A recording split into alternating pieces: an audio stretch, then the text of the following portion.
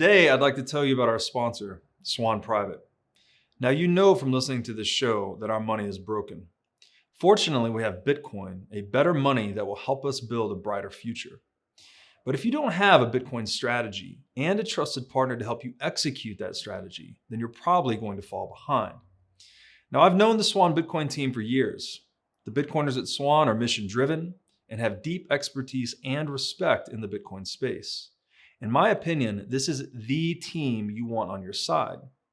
Today, I'd like to highlight Swan's Private Client Services division, which guides high net worth individuals and businesses around the world toward building and preserving wealth with Bitcoin. So visit swanprivate.com and learn how this concierge service gives you direct access to your dedicated Bitcoin advisor by phone, messaging, and email. Swan will guide you on complex areas such as self-custody, or you can choose to hold your Bitcoin through Swan with one of the largest US regulated custodians. So make your first purchase with Swan Private and get $100 of Bitcoin. Just tell them that I sent you.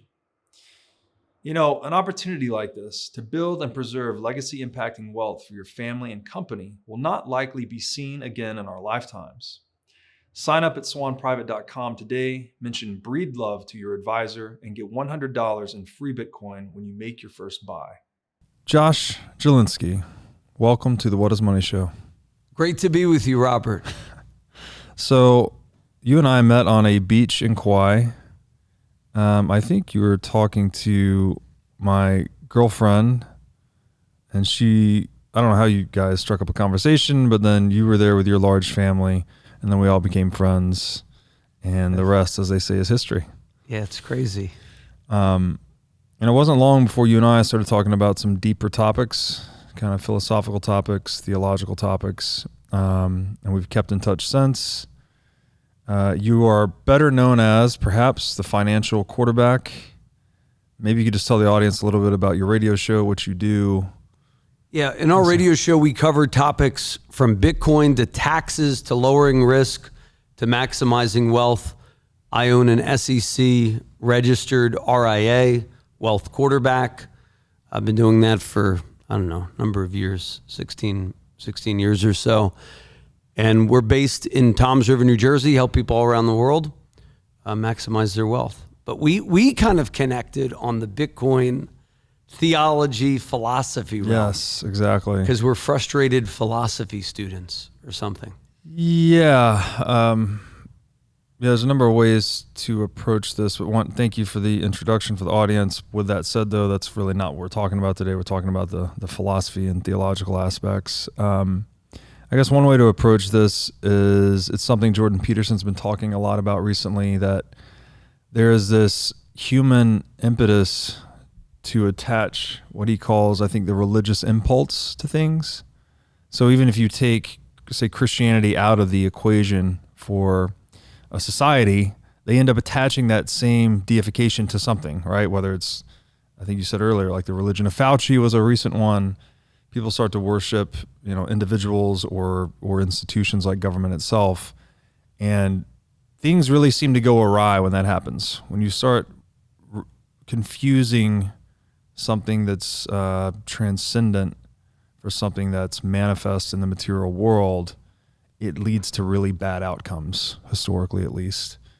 And so I'd definitely like to explore that. And one of the things you recommended to me was this reading we did on sphere sovereignty.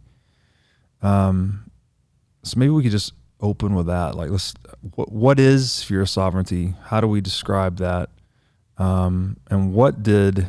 I guess this was the Calvinist that it establishes? Yes, Abraham Kuyper, former Prime Minister of the Netherlands. So when you think of the Netherlands, you think of like pot smoking and sort of a loose morality and kind of a libertarian kind of impulse to do kind of what you want to do. But that actually started 100 years ago. They were in essence like a very Christian nation. Their Prime Minister was a guy named Abraham Kuyper, who was a minister and head of, I believe, the Free Church of the Netherlands. I'm not a Kuyperian scholar, but there are actual like PhD programs where you could study Kuyper and Kuyperianism. And that's a branch of sort of the Dutch Calvinist strand which is very distinct from American evangelicalism. And I think where we in the U.S. struggle, and really where Canada struggles with the recent Freedom Convoy thing, is we don't have a concept of God apart from, let's say, traditional religion. So then the state can fill the vacuum. They can fill the vacuum with money. This is the What is Money show. So, I mean, how God and money relate. And the whole concept of sphere sovereignty is you have different institutions ordained by God, whether you're Jewish, Muslim, atheist, you basically have different spheres of your life that you like to keep separate. So your family, you really don't want your pastor telling you how to raise your children. You know, so family is a distinct sphere that I think everyone would agree upon. Church, there might be people who are agnostic or atheistic, but in a way, they still have their own morality. So when I say church, I mean basically a religious viewpoint on the world. You could believe in God, and even people I know who are atheistic or agnostic have a very strong moral core. In fact, more so sometimes because they're trying to prove that they can have a morality without God. So when I say sort of church, I really mean their worshiping impulse. We all have that worshiping impulse.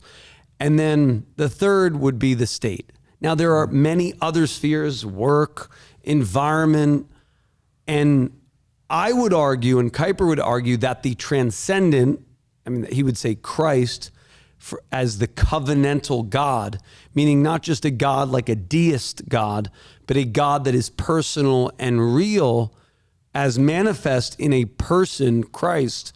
Sort of that is the transcendent element. And if you don't have a personal God, what you will end up having is the state will fill that vacuum. So he was arguing in a lecture, I want to say 1898. I'm doing this from memory, so I could my dates could be off. It's about a 30-page lecture, pretty easy reading. And we shared this one article that was a very good synopsis of it by a guy who was Canadian. And he was decrying sort of the loss of liberties in Canada in 2004. And he could see the handwriting. And then 2018 is that article where we read where he said, hey, you know what? Canada's long gone. And now what are we seeing Canada to do? The government is then seizing private bank accounts of people whose speech that they disagree with. Right. And jailing them. Yeah, it's gotten really out of hand. I guess to unpack a little bit of that, what we mean when we say religious impulse, Peterson's given this example before of the nihilist at a concert, like people that believe nothing, right? They were just in this vast, empty universe, meaningless little civilization on the edge of a dust mote at the edge of space. Like everything's pointless. Yet they'll go to a concert and you just see them fully engaged with the music, right? Like that is meaningful to them, even though they have this worldview that's totally, I guess, purely objectified or nihilistic. So it's, when we say religious impulse, we're talking about where humans derive meaning, right? To even be alive, you have to have, I've given this example before, to even move through the world, to walk from one side of the room to the other, it implies that I value being over there more than I value being here. So the question is, with this religious impulse, like, how do I structure and prioritize my values? And it seems like, and I'm not saying this emphatically, but it seems to me, at least, that when I look at some studies of history and instances in the world today where God, G-O-D, has been taken out of the equation, as you say, G-O-V fills that vacuum. And then all of a sudden we have human beings trying to derive their meaning from life from the state. And then the state, if you parse that apart, what is that? That's a business model premised on coercion, compulsion, violence. And when people start deriving meaning from that rather than something transcendent, things really come off the track, so to speak. And when we were talking about this on the beach, you trace this back to this, I guess it's a misinterpretation of sorts, that we could successfully sphere these different groups and say the state has its own sovereignty over here, the church has its own sovereignty over here, the family has its own sovereignty up here. But it seems like that may have been mistaken, right? That they're all subordinate to one broader sphere of sovereignty, which we put under something like Christ, right? That is, and you don't need to believe in the metaphysical claims of Christ. It's more about what he represents, I think. This loving thy neighbor, telling truth to power, loving thy God.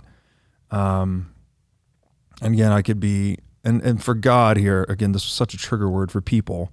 You could just say that's your highest value in your hierarchies of value. Whatever you're prioritizing most, that is your God, effectively. Could be money, could be the state, could be an individual.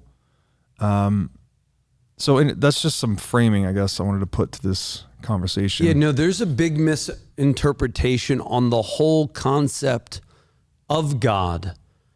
But I want to talk about the nihilist kind of impulse, because I'm thinking of family members who shall remain nameless. But people who kind of go to concerts and they truly, that's a great point. They're truly worshiping. I mean, if you were to put like a charismatic, Bible-believing church in the South and contrast that with the worship system, with the worship of going to a concert, there are similar. I mean, there's differences. Maybe there's less drug use, maybe there's less cursing, but there is a certain worshiping impulse. Why?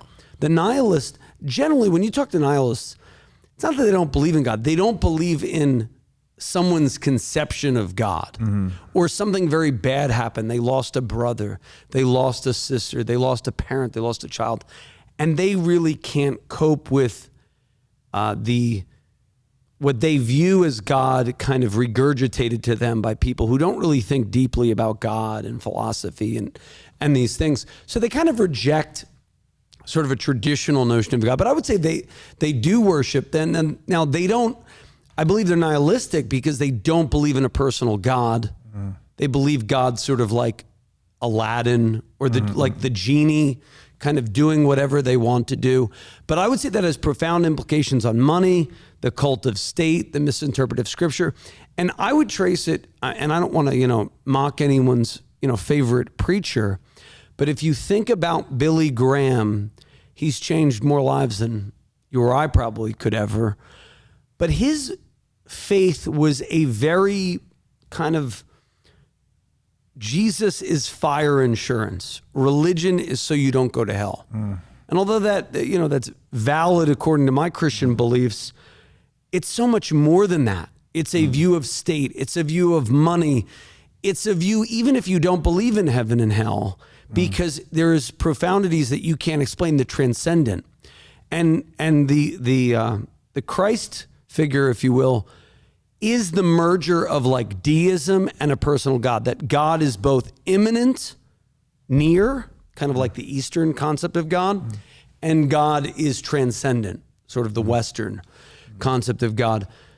So the nihilistic, and then we talked about the Christian misinterpretation of passages. And I think it stems from sort of this, what some scholars have called revivalism. You go to a meeting, you raise your hand, you walk the aisle, your life will be changed, and you can like write a verse or write a date. I got saved at this date. And I believe in that. I believe in personal salvation, individual salvation. I gain enormous hope under trial. We lost a daughter. I understand people who can't believe in God because of horrible tragedies in their lives. I lost my parents. I lost so many people, nephews, my nephew. And I think a lot of people's disbelief is generally due to they don't know how to cope with something very bad that happened. That's my own personal theory, but not talking about that. I'm very concerned that the West, we're sort of a post-Christian era now. People really don't believe in anything. So it reminds me of the biblical times where there was the cult of Caesar. I mean, for 2 years, we lived under the cult of Fauci. Whatever Fauci said was like, Hail Fauci, Lord of all. Right. And, I respect he's doing the best he can, with limited knowledge. But think about this. We stopped our world for 2 years based on sort of a scientific tyranny, really because people don't believe in a Judeo-Christian God, I would say. Why would I say that? If you think about it, people don't want to die. Well, why don't they? If there is no God, why would you care about dying? You're just matter, right? But people don't want to get COVID because they don't want to die. Well, why do they fear death? If we're just going to be particles in the sand, there's nothing to fear. We're just going to decompose. Maybe you could say, well, hey, this is my last shot. I would rather stretch it to 80 years. And that's probably where we are in the current state. So who do they believe? Well, they don't believe in God. They don't believe in Jesus. They don't believe in anything, Allah. So, well, Fauci seems like a nice guy. He's worked under Republicans and Democrats. We don't really want to believe in Trump, but Trump appointed Fauci, Biden appointed Fauci. And so we surrendered our own individual sovereignty because we didn't have a view of heaven and hell. Meaning the pandemic, I was fearful of it minorly for about a month or two. But after a while, I was sort of like, well, if it is God's will that I be gone, there's really nothing I can stop it. That's my own personal belief. So I'm going to have fun because I might have like 2 years left. And I've lost people early in my life and young. So I didn't want my whole life to be characters. Now, were we cautious? Did we do the things did I wash my hands? And sure, I was trying, but that was based on the principle of loving thy neighbor. Right. It wasn't based on, I'm fearful of death. So I think when there is no religion or no transcendent God and no personal God, I would add, the state fills that vacuum. And then we have this concept of seer sovereignty, which is Kuyper, very distinct from what I would say Billy Graham and revivalism. And nothing, do yourself a favor. And if you've never watched Billy Graham videos of his sermons, watch him. He was prolific. He was amazing. Probably one of the best speakers of the last 100 years. Brings you to tears. But it was a simple gospel. There was no view of money. The Bible has a view of money, just weights and measures. That's a big thing in the Bitcoin world that Bitcoin's an answer for. But we don't, when you go to church, they don't talk about a biblical view of money. Some do, but not a lot. So just weights and measures. So this Billy Graham kind of reductionist where religion is only about personal salvation and there is no view of statism led to a misinterpretation of two key verses. Render to Caesar the things that are Caesar's and render to God the things that are God's, which is in Mark in the Gospels. And then the other passage that I think gets wildly misquoted is Romans 13, which is obey the governing authorities. So those are two proof texts used by people on the right and the left, kind of the left in Canada, the right sometimes in the US, to say, you know what, whoever is in charge, whether it be Trump, Obama, Biden, I'm not really trying to get partisan here. You got to respect them because kind of God put them where they are. Almost a divine right monarchy view. And that's pervasive in the church. And not that Billy Graham wanted that, but he was a purveyor of it. Why? He preached to Nixon. He preached to Clinton. He didn't really talk about the deep things that other people maybe who aren't drawn to a personal individual salvation, of which I personally am. I love my personal walk with God, my personal relationship with Jesus Christ. But for some people, I also love a view of money, a view of state. Because if you don't have the right view of money, you're going to idolize money. The Bible's very clear. Where your treasure is, there your heart will be also. And even it's very funny, when I talk to people who are atheistic, but who are very moral, they always go to money issues. Or they go to, well, what about the kids in the cages or all these horrible things? They do have a certain sense of morality. What about Wall Street, how they screwed people in 2008? Or today, big tech sort of is the new villain. But it's generally we need a religious view of money, a moral view of money, a love your neighbor type of money, which is where Bitcoin comes in. And that's, your specialty on the What is Money podcast. But I think money has a theology and theology has a money. And when you look at things deeply, I think the last 100 years of Christendom and really American Christianity, I mean, if you talk to people in other parts of the world, they don't really have this. We have this kind of capitalized, weird kind of quasi, almost transactional faith, where faith is merely a transaction to go to heaven. And there's no, and that's important for me, but there's much more to it. And I would say it's the two verses, God and Caesar, render to things the things that are Caesar, and render to God the things that are God's, and a misinterpretation of Romans 13, and by context, all of Romans, which some say is the greatest letter ever written, which people don't even read it, but Paul's letter to Romans talks about race relations, talks about difference between Jews and Gentiles, talks about how to deal with bad times. I mean, just as personal salvation, corporate salvation, individualism, collectivism, loving your neighbor. There's so much that Romans talks about, but we just want to read sort of the Romans road verses, which is how one gets to heaven, how you can have individual salvation, which is important. Romans 3:23, for all have sinned and fall short of the glory of God. Romans 5:8, but God commendeth his love towards us in that while we were yet sinners, Christ died for us. I believe in those verses, and those are deeply personal, probably the most meaningful verses in my life.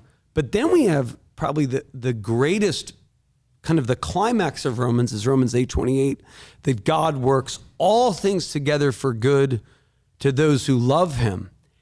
And that's really talking about cosmic renewal. That's talking about not just things are going to work out in Josh's life or Robert's life, but that they will work out cosmically. Or even like the pet that you love that died will somehow have this cosmic renewal. And people read Romans 8:28 and they say basically, oh, that's how you get through hard times, which is true. That brings enormous comfort. But the bigger point is Jesus is the Caesar of the cosmos and not merely the Caesar of the Roman Empire. And that's why Paul got killed. If he wasn't a threat to Rome, it wouldn't have killed him. Right. Wow. Well, a lot there. I would just say that one of the things I think is especially confounding on these topics is when you get into the realm of divinity, it's like words almost always fall short.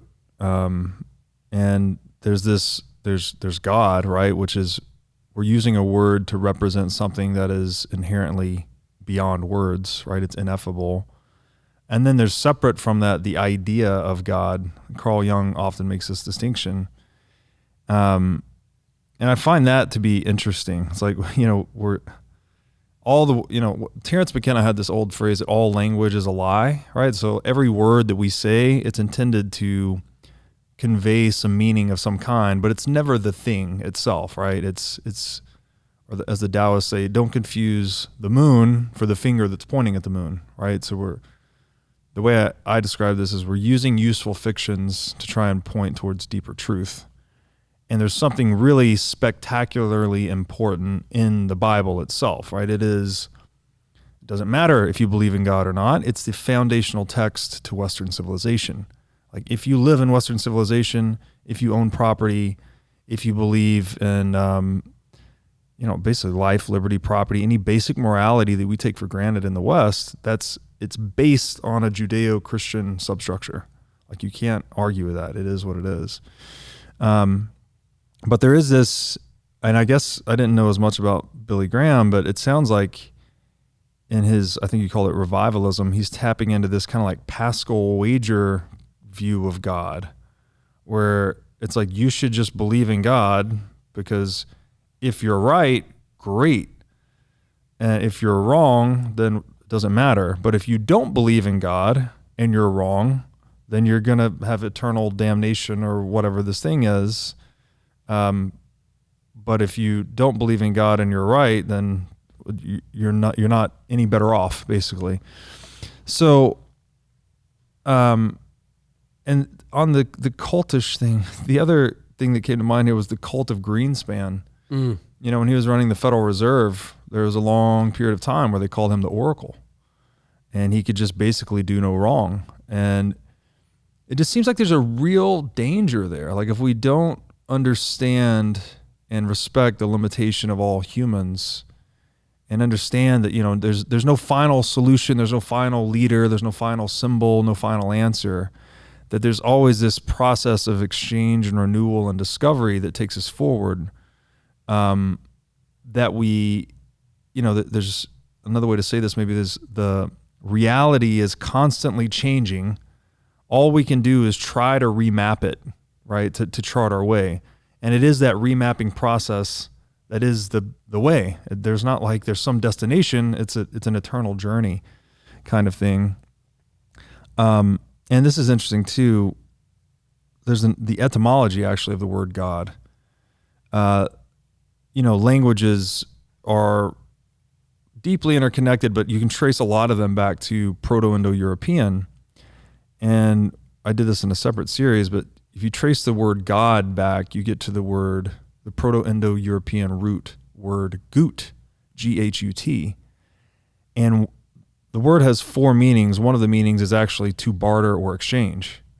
So this idea that God is related to, again, using words to describe something that's beyond words, this constant action of renewal or exchange, like that's what we have to strive for, not some final answer, some final solution.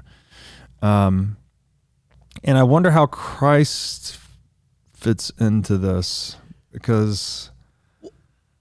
Well, I think Jesus, I mean, personally, I think Jesus is the way, the truth, and the life. But I think from a philosophical standpoint, what you just said about gut, I thought about Romans, since we're talking about Romans a little bit today. Romans 1:16, which is like a key text in the Bible. For I'm not ashamed of the gospel of Christ, for it is the power of God unto salvation. For in it, and my memory may not be 100%, for in it the righteousness of God is revealed. So what does this word righteousness mean? Do you mean like upright, uptight, self-righteous people? No. The word righteousness is actually very similar to the word gut, in that it is equity. It's like Lady Liberty. Now, it's very interesting. How do you define worship? How do you define equity? What's interesting here is even if you don't believe in God, all of the words we hear are deeply religious. If you think about, you just mentioned Greenspan, the all-powerful Fed. We even today, why? Yes. Because we idolize money. Right. We don't have money in the proper role.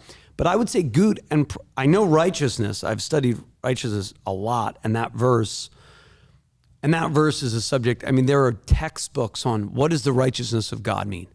Does it mean equity? Does it mean justice? Does it mean just weights and measures? And the answer is it means all of it. That's why they picked that word. Right. And its absence is injustice. And what we hear today about like social justice, it's actually, they even take that word kind of to be a proof text for being a social justice warrior. But if you really understand the word, it's much deeper than that. It is a view of money is included. Just weights and measures, all of that stuff. Because if you think about it, we in the U.S. get this, I think, more than most because everything's transactional. I don't know about you, but I feel like everything in this fiat world that we live in, everybody's always trying to screw us. Yes. Like I'm always scammy. I'm on the phone with, a cell phone carrier. Right. Just people don't deal fairly. And that's sort of evil even in the human heart, right? What was that impulse of self-preservation and self-interest where the gospel, so we think of, when we hear gospel, we think of something totally different than that. You know what I mean? We think of something very limiting, maybe personal. This is a view of cosmic renewal, a view of individual salvation, yes, but righteousness is a very big word. The other thing that Romans 1, and we'll get to Romans 13 eventually, but Romans 1, you could spend all day on Romans 1. Gospel is when Paul picked the word gospel, so we think, you're from Tennessee, right? Yeah. I'm not from Tennessee. I'm not from the Bible Belt. I'm from the Northeast, where people give you the finger before they get into church or somewhere and they're a little bit more, genuine, I would say, than all the nice people I meet down south. No offense if you're Southern.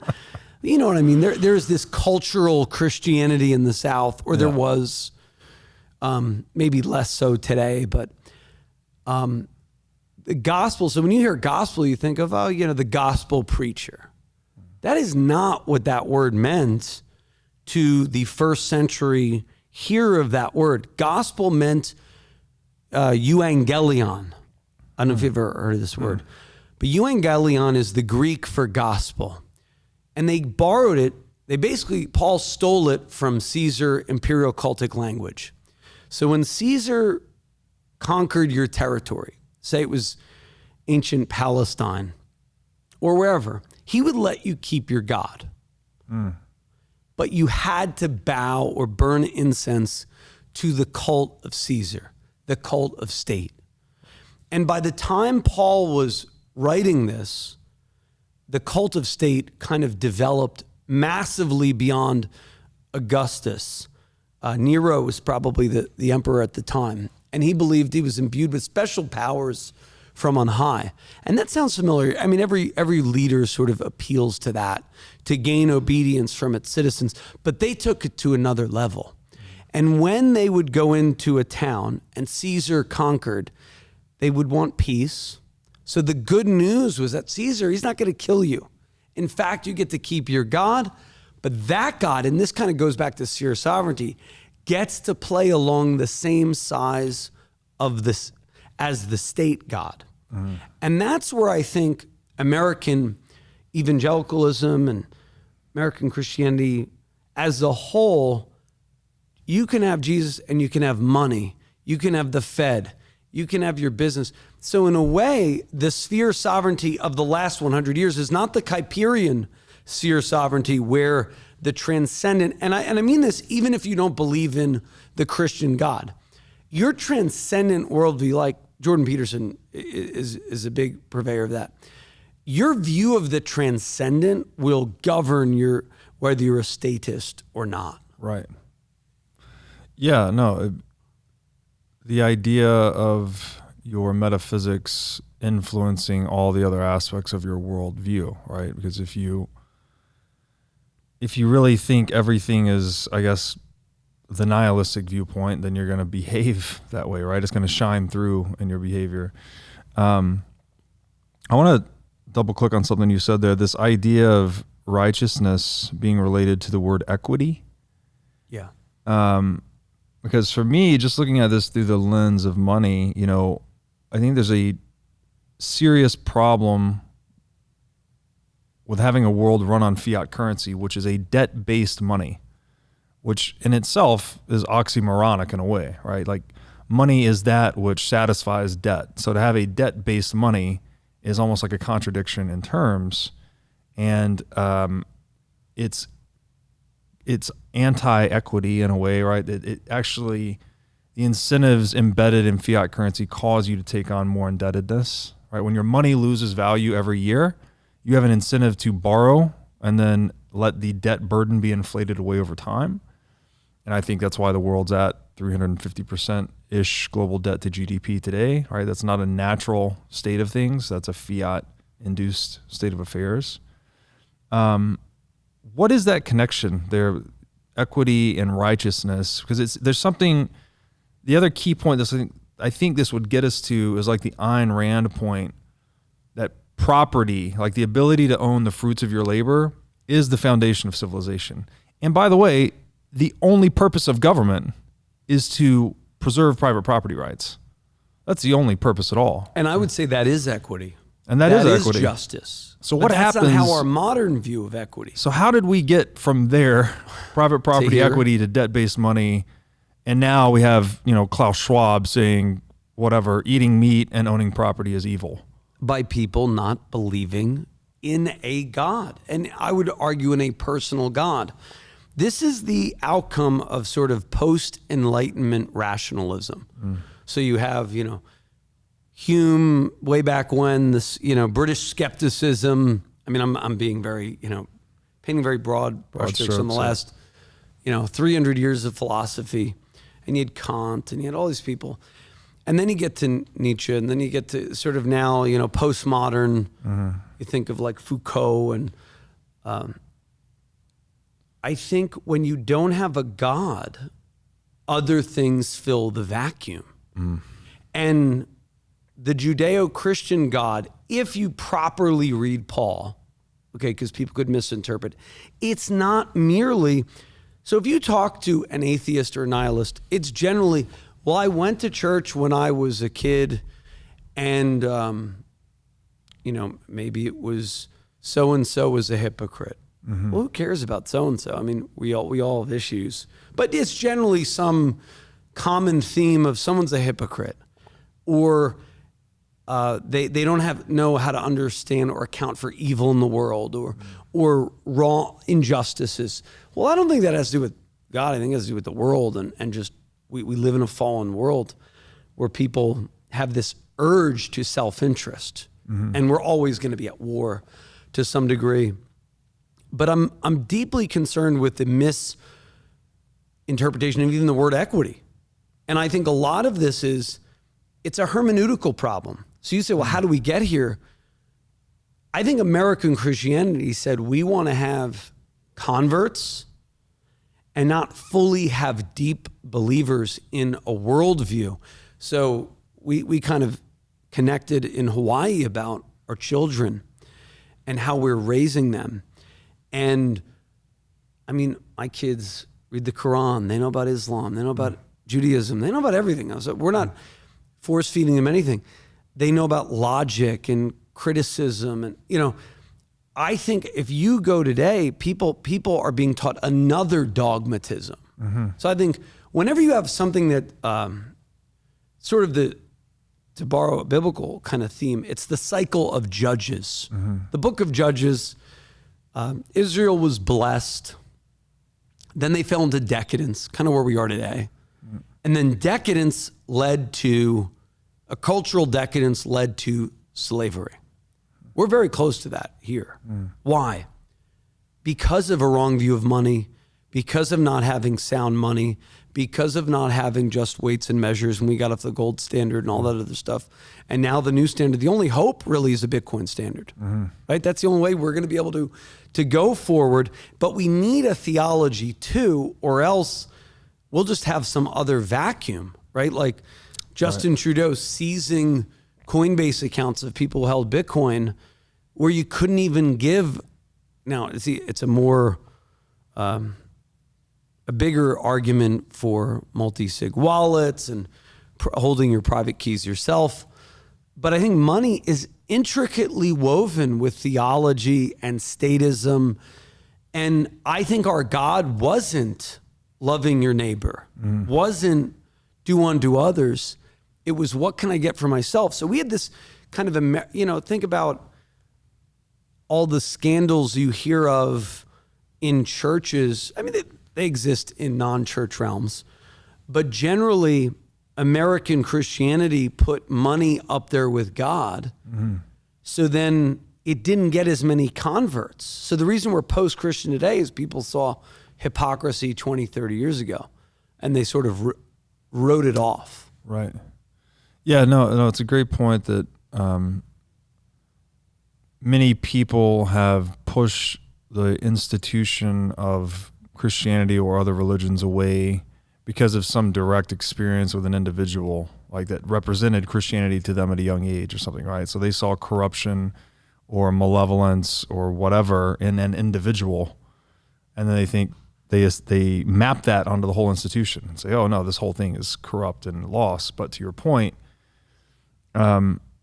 the institution is bigger than any single individual, right? Like you could almost look at, that's one perhaps scientific definition of Christianity, is like it's a repository of all the moral knowledge we've accumulated throughout all of history, right? Because a lot of the stories in the Bible, they come from deep oral traditions, right? Like the stories in Genesis and whatnot. These stories, we don't even know how old they are. They've just been passed on forever.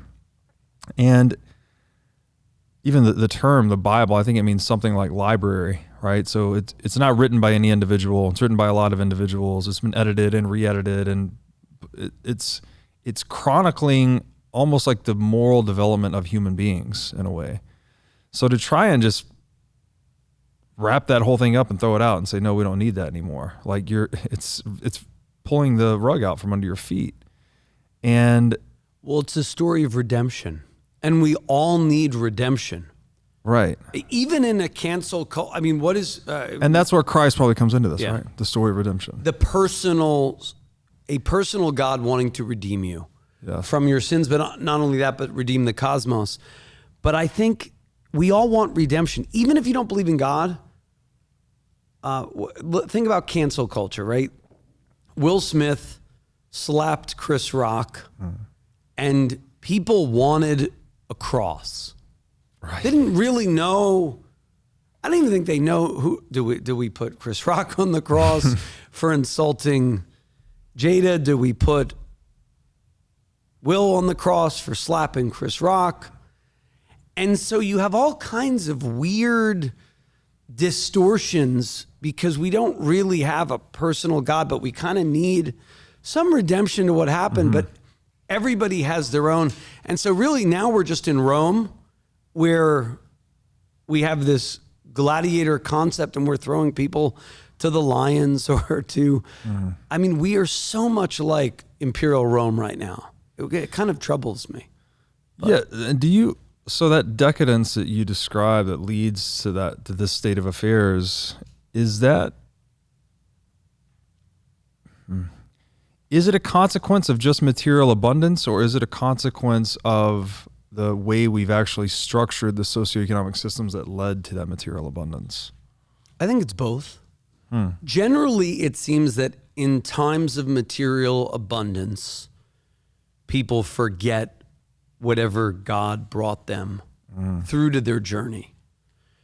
But I do wonder that when you have material abundance, but I think it's we weren't self-aware. I mean, the reason why I bring up Billy Graham is the biggest figure in American Christianity last 100 years. And if you think, if anybody watched Billy Graham, you would not find him offensive. He's not actually a hellfire and brimstone preacher. Most of his things was, you have peace with God. Everybody wants peace with God. You have peace with God through Jesus Christ. I believe in that. The problem is there's no economic theory. There's no philosophical theory.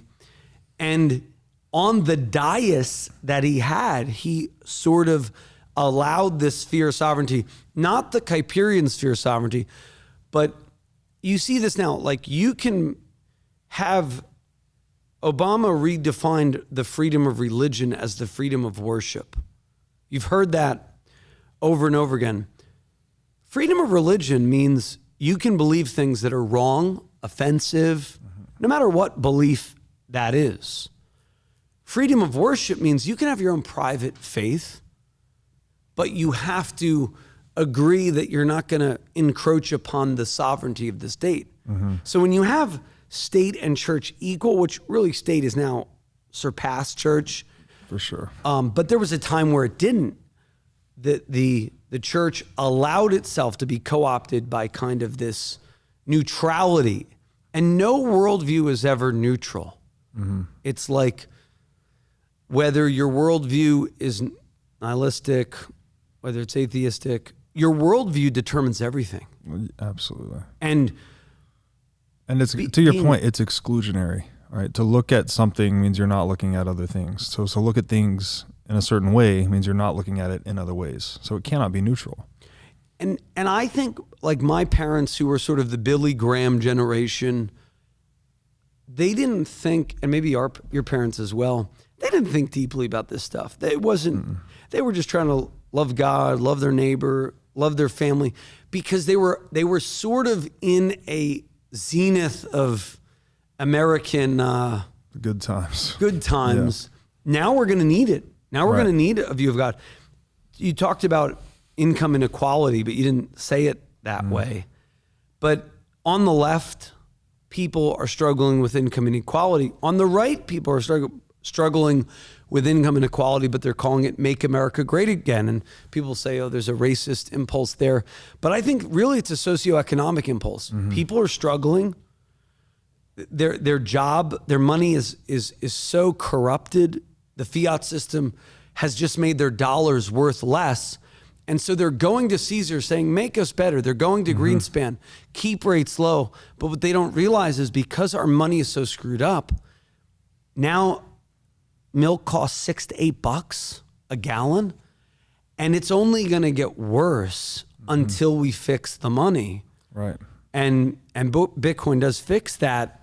But I think the reason we've gotten here is because people don't think about God and money, and it's kind of like something you don't want to think about.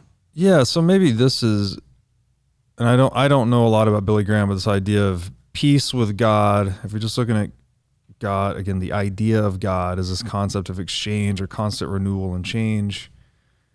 Peace with that through Christ, right? And Christ representing effectively the highest archetypal consciousness of man, right? Something none of us could ever achieve, but we should all aspire to, right? He meets betrayal with love, and he makes the ultimate sacrifice. Effectively, he's the perfect human, right? He's an archetypal story because it's a story pushed to its absolute limits. And I'm just thinking, like, is there an economic component to that? I'm thinking of, like, isn't it Matthew 21, where he goes into the temple and he sees the money changers manipulating the weights and measures to take advantage of people in the marketplace. And that's the one time in the Bible Jesus loses his shit, right? He flips the tables and scatters these people.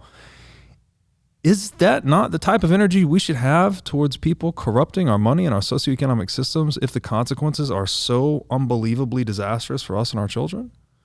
Oh, exactly. Because people are going to be crying out for greater statist solutions if we don't fix the money. And that's how, if you look at every story of tyranny in human history, it's there being some type of God vacuum in a decadent society that leads people. I mean, we've had friends, probably mutual friends, I'm not going to say their name, in the Bitcoin community. They go, well, why do you have to believe in God? Like, why are you so into that? Because I've just studied history. Yeah. You look at Mao, you look at what happened in Stalin's Russia. Yeah. You know, Lenin in Russia, they were decrying the excesses of a decadent, kind of out of touch monarchy in Russia. But they had the wrong solution. The solution, if you go to Hitler, what was the solution? State. If you go to Pol Pot, if you go to virtually always more Castro, statism. it always starts out like, if you talk to people when Castro took over Cuba, they loved him. They had the birds falling on them, Right. There's a lot of stories that, were mythic. And then, years later it became a tyranny and all these people died because when there is no consequence to human interaction, if there is no heaven or hell, you just do whatever the heck you want. Let's kill our enemies because they are merely, that's why progressive becoming a good word now is actually so dangerous because then if you're against the state, you're against progress, we're going to kill you. Right. And if you look at Imperial Rome, and my thing about Christian misinterpretation, don't get me wrong, Billy Graham, great man, his message, I believe, peace with God through Jesus Christ. What I'm saying is that was a very reductionist worldview that then, we should have theodicy, which is how do you account for evil? Like when you go to church, right? There should be sermons on, well, how do you account for losing people? Theodicy, right. Problem of evil. We talked about, you're reading some John Calvin. Yeah. He talks big about that, but Yeah. people don't know how to account for money. So they're just like, okay, whatever the state tells us, because God granted them authority. It's very funny. Sylvia Keysmont and Brian Walsh, these are not like conservatives. They are, I mean, they actually kind of wrote their book called Romans Remixed, sort of as a treatise on, you know, it was kind of like trashing Trump and American Christianity. But what I appreciated about he has an article called To Hell with Romans 13. And the whole concept is, wrote it in like 2008, was that people were using George Bush, at that time, George W. Bush's faith for sort of a defense on the war in Iraq, war in Afghanistan, that kind of this blind acceptance. It's very funny, like people on the left have really thought through about these issues, a little bit more on the right, of how do you deal with, or libertarians or Bitcoiners, how do you deal with a state issue in your belief system? And he goes into Romans 13, obey the governing authorities. That whole passage was misinterpreted. And it's read out of context from Romans 12 and the latter part of Romans 13. So I think we all, dealing with, your daughter, my 7 kids, everybody has to deal with this issue of sheer sovereignty, which is like, when do you obey the governing authority? Like, I tell my kids, we go to church, if the nursery school worker is touching you, there was a book called Samuel Learns to Yell and Tell. You got to tell people that. Right. Because apparently creeps hang out in churches or in, not to be, certain faiths have gotten more trashed on that issue, and rightfully so if there was sexual abuse. But what we have to realize is, like, our kids can't be naive. They can't be naive to that they're evil, that evil exists. Yes. And statism is a form of evil. And it's a sinister form of evil, because when we go through trial without God, we want state. Cult of Greenspan, cult of Fauci, cult of Jerome Powell. So what happens if they raise rates too much? Will our life still have meaning? So this is really about man's quest for meaning. Like, whether you believe in something or not, like, if your meaning is COVID, think about this. Think about the tragedy of COVID deaths, right? And I have a wonderful grandmother who's like 90, and she was getting emaciated. Couldn't eat because she was just depressed. She couldn't see her family for months. So June of 2020, she said, screw this. If I die, I die. I trust in the Lord. She's a very devout Catholic woman. I know where I'm going.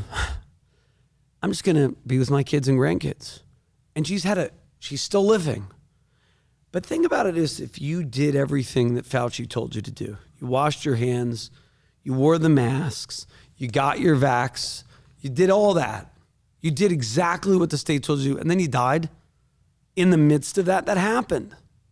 So you had the last 2 years of your life taken from you by the state. Now, I'm not minimizing COVID death. I've lost so many clients and dear loved ones over COVID. It's a horrific disease. And whatever you want to call it, it's evil. And in lack of compassion to people who lost people, it's the worst thing. I lost so many dear people due to COVID.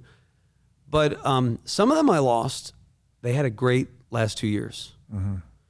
Others, they cowered in fear. And I got to know my kids more. I got to be more plugged into my children during the last 2 years. Sure, was I a little scared the first 2 months, like everybody? Yeah.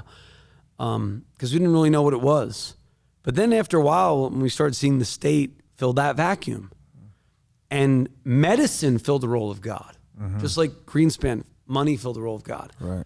It's really how you relate, and money, and that whole concept of equity, right? If you love your neighbor as yourself, you will not want to defraud them in the money. So people say, well, why are the rich getting richer? You know, we're filming this in Miami, and Miami beach houses are now what, $30 million?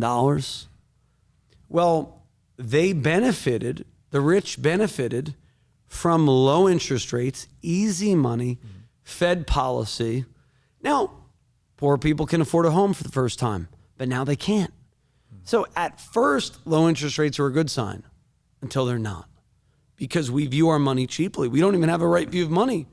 I mean, at the very least, Terrence Yang, do you know him from Swan Bitcoin? I think so, yeah. We had this discussion one time of, if we had a sound money system, what would a CD earn? You know, think about that. If we had sound money, not Bitcoin, you'd be able to store your money at the bank and earn some interest off of it, right? Because there would be some value to the produce of your labor. Now there's none.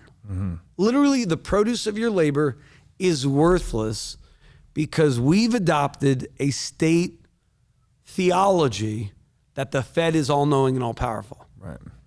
And then when a crash happens, they'll say, oh, the Fed didn't really cause that. It was due to whatever. Now I'd like to tell you about a great new Bitcoin show on the scene that you've got to check out. Brought to you by Swan Studios and Bitcoin Magazine, this show is Hard Money with Natalie Brunell.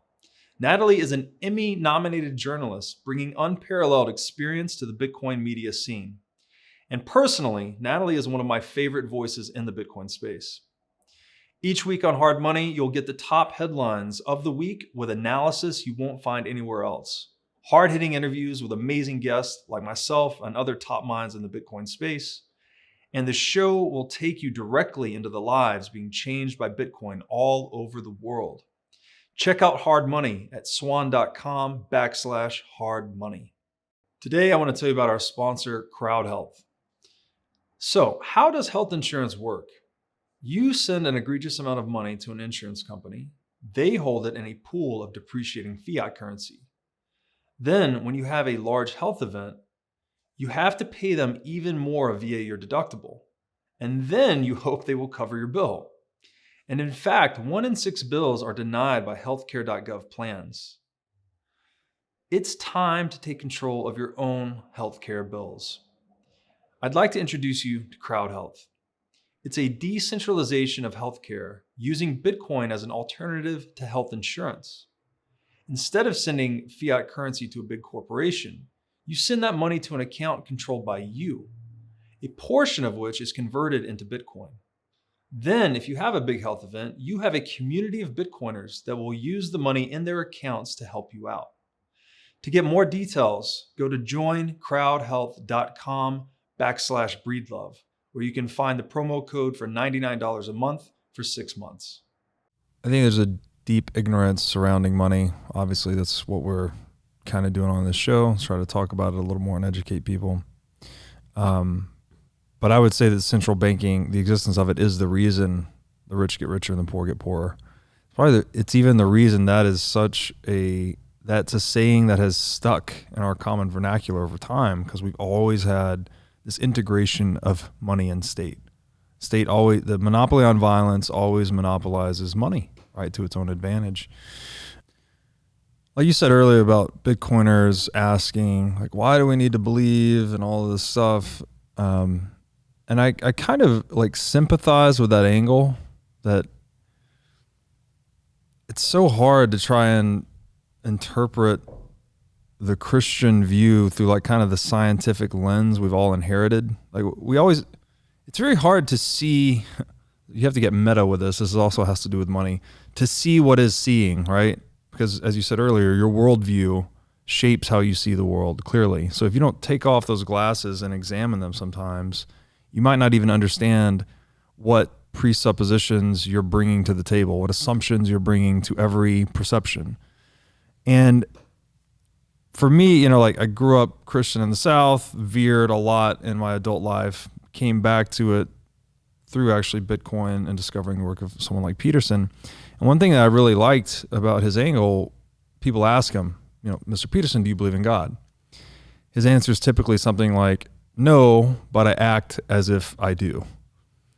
And so what I like about that answer is that it puts the emphasis on action, right? It doesn't even matter, in my opinion, so much, doesn't matter as much. I'm not going to say it doesn't matter at all. It doesn't matter as much what you profess to believe, what you profess to cognitively hold in your worldview, so much as it does, how do you express yourself in action in the world, right? That's what actually moves the world, if you will, much more so than what you might cognitively believe.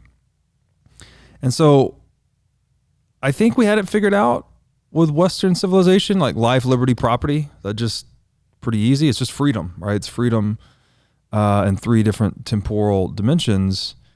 But again, we've moved so far away from that. And to pull one example, modern social justice, another of this, it's an attack on language itself because it's not social and it's not justice, right? This is people that believe they can coerce others into behaving properly according to their worldview. So it is fiat, right? It's the imposition of opinion, the imposition of an alternative worldview onto someone. But that imposition itself is contradictory to freedom, right? So it's undermining Western civilization itself. And I think, again, if we're looking at this idea of fiat and the inherent evil of it, I would argue it's inherently evil. I think if you look at that through the Bible, we say, okay, what is fiat? Well, the original fiat was fiat lux. God said, let there be light, right? There was one decree that started everything.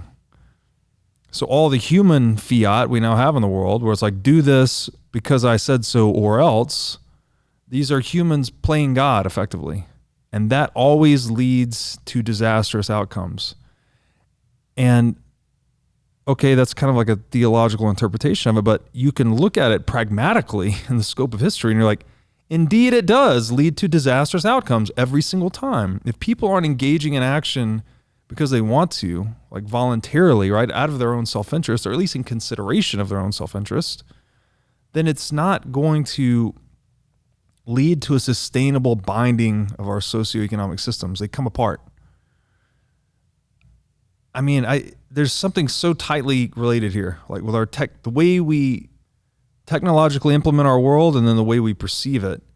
And it just seems like this idea of fiat money and legislation, and I guess distancing ourselves from God, or this idea that we can play God via fiat, has corrupted us. It's corrupted our systems and it's corrupted our perceptions of the world. So it's scary. Yeah, I'm thinking of kind of the phrase, everyone has an angle. Yeah. In a fiat world, you're always like, well, what's this guy's angle? You know? Yeah. And why are they, are they trying to screw me? I have an intern. He's 20 working for me. And I give him little tasks that, frankly, it's kind of like annoying because I have to like tell him to do this. And one of the things he's learning is he's like, everybody's trying to screw you. And now this is a nice young man, kind of an idealist. And I go, yeah, you got to learn that. You got to be as wise, as Jesus said, you got to be as wise as a serpent and as harmless as a dove. And that's actually sort of the interpretation on Romans 13 I landed because they were, to kind of go back to the Romans 13, obey governing authorities. Well, yeah, Paul was writing a letter where if it was intercepted and it said to disobey, he would have been killed right away. So what did he do? He put some subversive elements in the language. The whole book's subversive, basically. So voluntarism, the fact that I would argue, it's interesting. You're looking at the consequence of an idea. I'm looking at the idea, but it's kind of the same thing. The consequence of no belief in God is where we currently find ourselves. And the consequence of no practical belief, I would argue that 50 years ago, 30 years ago, people maybe believed in God, they believed in a biblical God, but they didn't live like it because it was merely fire insurance. It was a way to escape hell. wasn't a way for cosmic renewal. That's why I think the keys are in Romans, because you have the peace with God verses, but you also have the cosmic renewal verses. And I think you even have equity, righteousness, and the redefinition of terms. So I've read certain passages where people are redefining it as justice. They're not even equating righteousness. Now, justice in terms of just weights and measures is appropriate. Justice in terms of the state wielding coercive power to punish its enemies always ends badly. It always ends in mass slaughter. I think I've read something where, people would say, well, what about the Crusades or all these, well, who cares? I mean, it doesn't mean that people in the name of religion were pure in their motives or in their actions. I'm not advocating that. But if you look at the last 100 years of human history, more people have been murdered than at any century in the last 5,000 years of recorded history.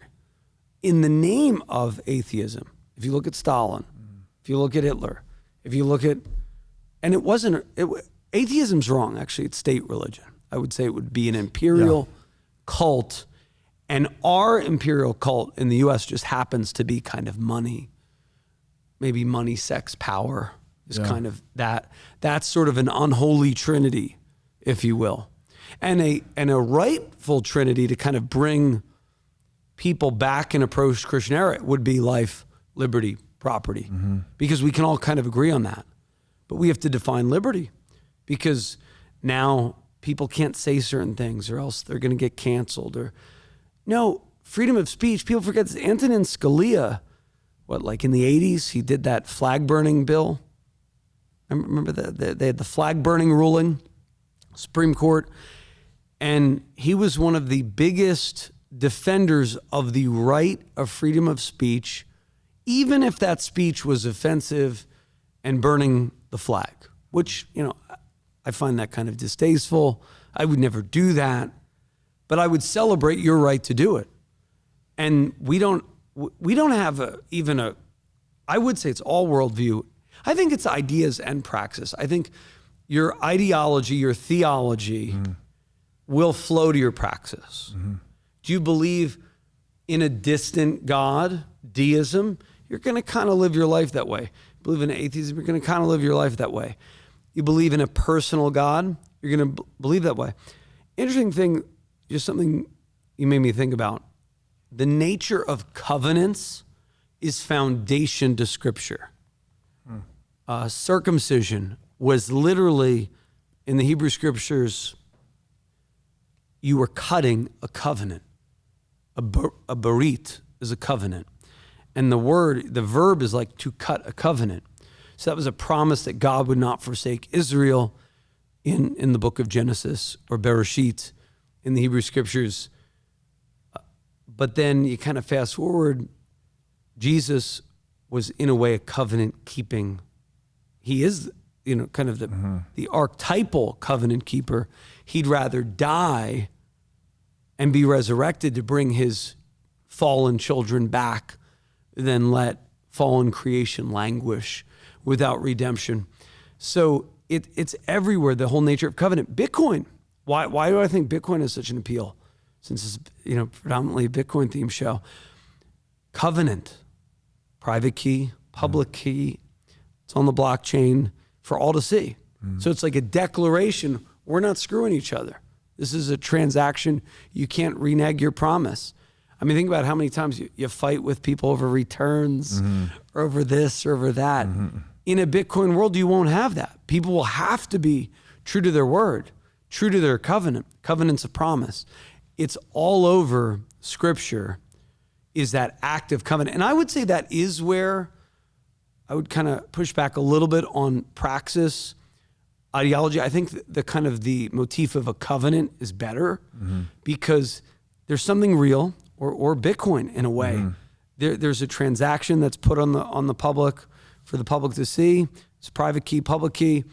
In a way, the covenant of God, his love, our faithfulness, we don't want to break covenant. And that is what is lacking in kind of the Western church. We assume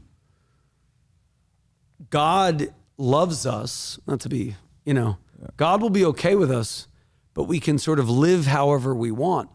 And that's sort of an aspect of revivalism, which what I call cheap grace, meaning as long as you believe, mere belief, you can sort of live like the devil, and at your last moment, now I firmly believe, you could have redemption at your last moment, but so many people in the name of religion will mistreat people. They will live actually fiat religion, you could say. But I would say it's because they have no covenant. They have no relationship with God. They have fallen So that kind of metaphor of the covenant, like it's like how marriage is supposed to be. Yeah. It's not supposed to be merely contractual, where there's transaction. And I think that's where Bitcoiners who are more like atheistic or agnostic, they in a sense are deeply covenantal. And their belief is in the covenant of Bitcoin. Right. Because it is the only sort of trustless money system. But then that is in essence trusted because you're trusting something that takes into account people's fallenness and self-impulse. No, that's well said. Maybe the idea of covenant is the bridge between the ideological and action or praxis. Exactly. Right? Because and that's what covenant is, right? You're putting it down on paper or in whatever information-bearing medium that's setting and aligning expectations between two parties for future action. So it's an idea that's driving future action. And even, as you say with Bitcoin, you're not, that's the beauty of it, is you have a covenant with there's a mathematical framework in place, elliptic curve cryptography, the individual self-interest of miners and holders, so you're trusting individual self-interest or this Darwinian pursuit of self-preservation. You're trusting mathematics, you're trusting thermodynamics, right? You're trusting things that are very trustworthy versus trusting someone's opinion or someone's declaration by fiat. Presumably something that can last over time a lot longer. And that's really what religion should be. You're not merely just taking someone's word for it. There's a transaction of trust. There's a covenant. It's interesting. The comment you made about the 20th century too, that we've lost more human life in the 20th century than any other, that Ron Paul's got the great quote there that the 20th century was a century of total war, and it's no coincidence that it was also the century of central banking. I mean, this violation, this movement away from God, from life, liberty, and property, let's say, that the Judeo-Christian mythical substructure upholds, to something like central banking that's premised on the violation of property, leads to and funds the largest scope, duration, and severity of warfare the world has ever seen, right? So it's like that this seemingly less atrocious act of evil of just violating everyone's property a little bit by printing money leads to actual visceral, brutal violations of person and property in World War I and World War II. So it's not like we're not just out here philosophizing about, this is really bad and might leads to something bad. It's like, just observe the 20th century. How did we fund those war efforts, right? It was not off of the balance sheet of the countries alone. They all engaged in fiat currency manipulation to pilfer the savings of their entire societies. So it's really bad. It's really, really bad when we get away from these foundational pillars. And I just don't know what we can do without something like Bitcoin, frankly, because it seems like we'll always inject that human element of just trust me, or just trust this country, or just trust this bank. And that always falls to the fallible human that always is fallible. Yeah, I agree. I think we have to get to this, kind of to go back to this fear sovereignty point. When Kuiper, and maybe you can post up the various spheres.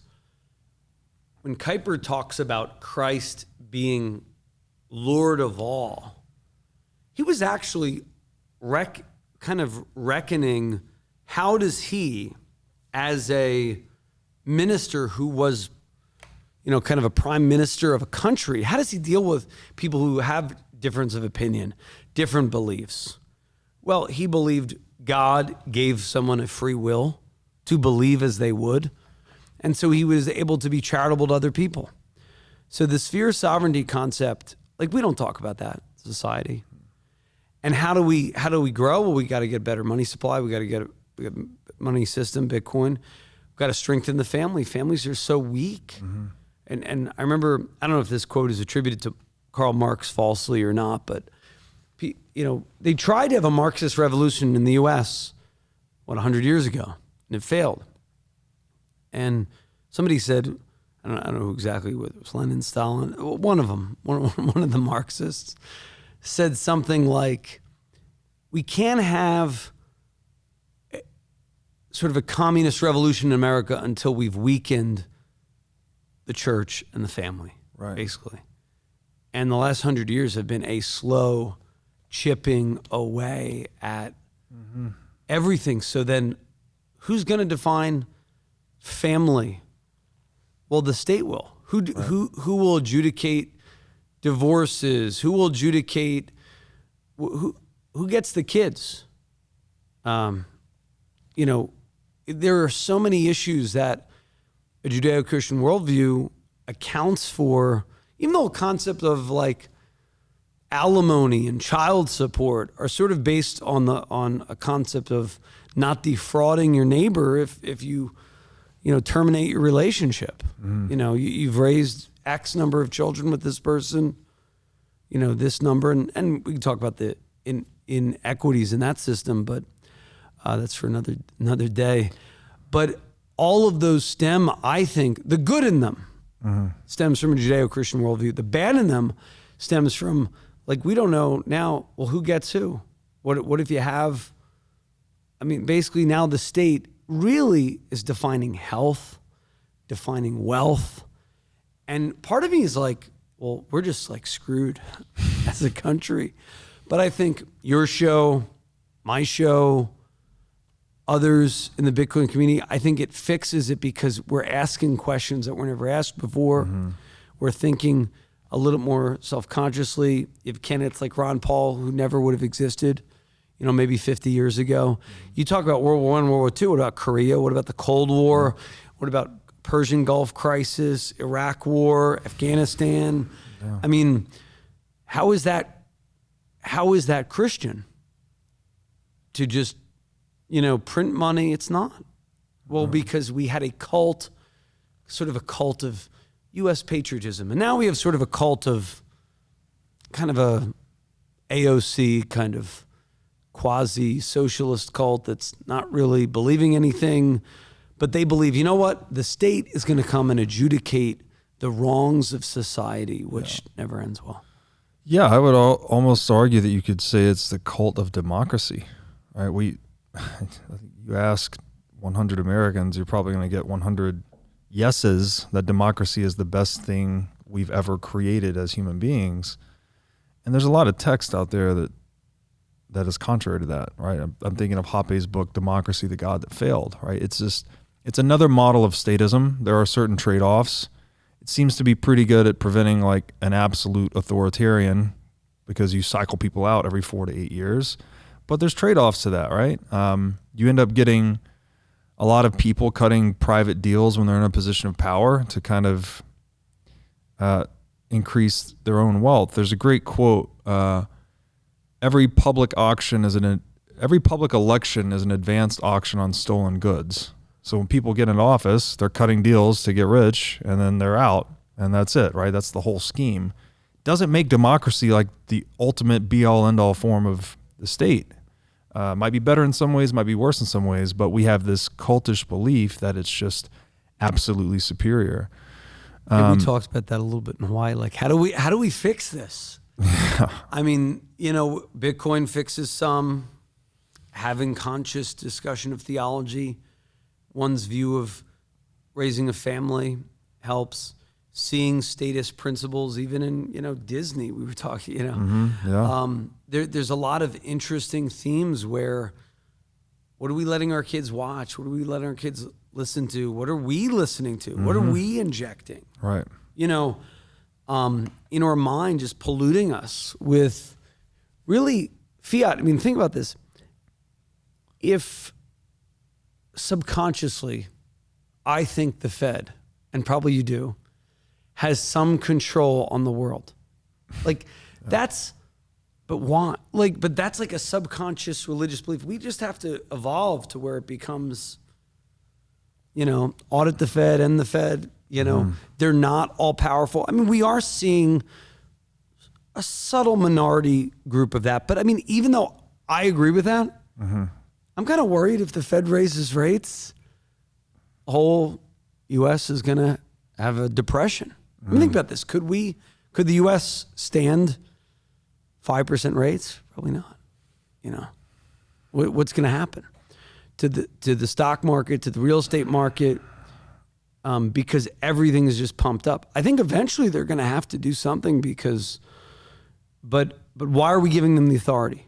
Who are they? That's not even democratic. No one voted for this. Yeah, exactly. Right. Yeah. Even if you were an ardent believer in democracy, you could not justify central banking through that, right? To your point, unelected, right? Just basically a private banking cartel that's hijacked the legal monopoly on money, effectively, right? And we resisted it. We resisted implementation of the central bank multiple times in the United States. I think it took 3 attempts before it got through.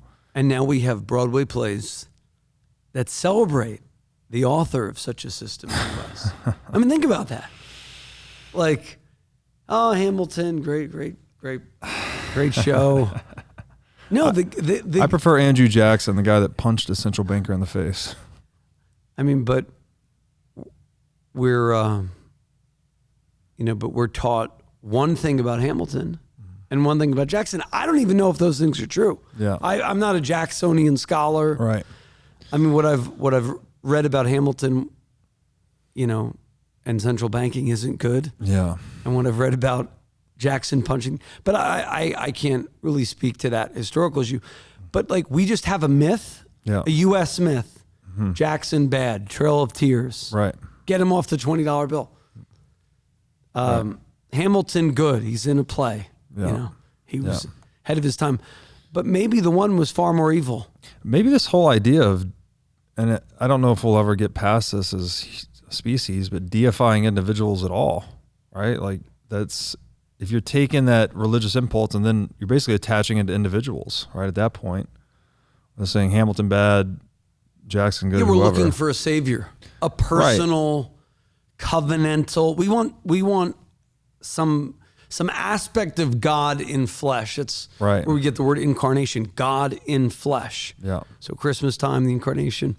I'm worried about, you made me think of something, but go ahead. So we mentioned inflation fanning the flames of warfare, right? The scale and scope of devastation in the 20th century, driven by fiat currency inflation. We also mentioned the destruction of the nuclear family. I think inflation directly contributes to that as well, right? Oh, yeah. We've seen productivity and wages diverge since 1971.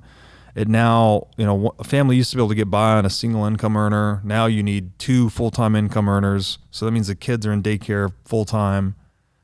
Being raised by the state. Raised by the state just to survive, right? Just to make ends meet. So, and the state has an agenda in their educational system. So it's all connected, right? And again, life, liberty, property. You start breaking these things down, all of it dissolves around you. Everything, all of this kind of nested structure we depend on for peace, and you can drive down the road, you can go to the grocery store. There's all these things we just take for granted. Well, that's all built on a structure that we're attacking, right? We're empowering the state to attack that structure. The whole thing's going to wobble and collapse at some point.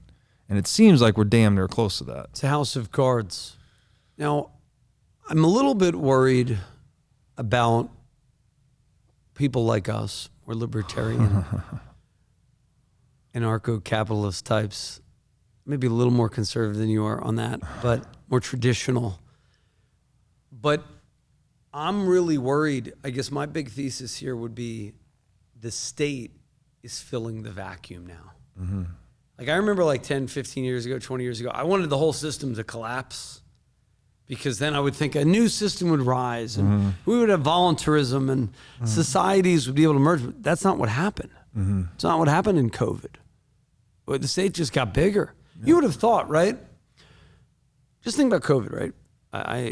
Homeschooling's on the rise. We homeschool our kids, home educate them. You would have thought, right, that this was the libertarian moment. Because now you had teachers, and my wife was a public school teacher, so I have nothing but the utmost respect for them. You had public teachers not wanting to teach, not wanting to jeopardize themselves. They were going on Zoom. They were tasked with maybe what they weren't prepared for. That was the perfect moment to say, we don't need state-run education. Imagine every taxpayer getting back their money just on that one issue. All your money that you give to the state for raising your kids gets into a pool and you could stay at home with your kids if you want to. That'd be cool. That'd be voluntaristic. Pool of money would develop. That would revolutionize society. More kids people would be at home. I mean, I've talked to family members who they get depressed when they have to work and their kid's 2 years old and they can't be with them. I mean, the abolition of state-run education would be great, but it wasn't because we've ceded babysitting our children to teachers, and teachers complain about that. They say, we're teachers, we're not babysitters. So you would have thought that COVID would have led to a resurgence in that. It did. I mean, I think their homeschooling doubled as a percentage, and our kids are joyful, happy, and they actually enjoyed it because they got to still go to school. They got to hang out with other kids. They were socialized. I always love that when people say, "Are your kids social?" Like, no, I hate my children. People literally ask me that. They'll say stuff like, "Are your kids? What about socialization?" I'm like, no, I don't love my children. Confusing it with socialism? Why are they asking the question? Well, they would think if you're homeschooling them, they don't get socialized. That they're not getting a socialization aspect. Yeah. Meanwhile, they're on the beach in Kauai, learning to surf, reading books. You have, like, for the audience, some of the most intelligent, well-behaved kids I've ever seen in my life. Like, we were very impressed. And we have one really young daughter, so we would aspire that she could be on that level at some point. Someday. And Rome's not built in a day. And I think it was my son, actually, now that I think about it, who approached your daughter and girlfriend because he's just always cheerfully greeting everyone. Mm-hmm. Because there's no bullying. I mean, other than, older siblings ribbing on their younger siblings or, there's different power dynamics. But, they're not getting bullied at school to kind of snuff out that intellectual pursuit. Right. I would have thought that our public education system, right, would have a class on logic, right? Mm-hmm. And critical thinking. That doesn't have any of that. No. I mean, forget God, forget home education. Mm-hmm. If I was building a curriculum, logic seems like a good starting point. How to think, how to reason. My 13-year-old and 11-year-old, they're taught logical fallacies. Oh. And they know more about logic than me because I went to public school. I don't really know. They're like, Dad, that's this fallacy. Yeah. You're giving. I can't have a debate with my 13-year-old and my wife. They win every single debate. That's funny. All right, so I love that. Great segue, actually. Statism. I think it might be a kind of a logical fallacy itself, right? Because we have a social institution charged with the preservation of property. So maintaining the integrity of relationship between owners and assets, right? That's what property is, the relationship of property. But that very institution funds itself through the violation of property via taxation and inflation. Was this just a necessary evil? I mean, because it seems like pre-Bitcoin, there was no way to preserve property at all without this enforcer. And even post-Bitcoin, we still need that enforcer for physical property, right? Just not money necessarily. Is that the issue here? Is that why statism is evil? It's just a necessary evil. There needs to be a veto on its power or its overgrowth, and that's what Bitcoin ultimately represents. Or, I don't know, do you see it a different way? How do you see it? I think, because we wove some biblical scriptures in, I think of Saul, where if you read the ancient Hebrew texts, King Saul was Israel's first king. Mm-hmm. And God did not want there to be a king. God's very clear.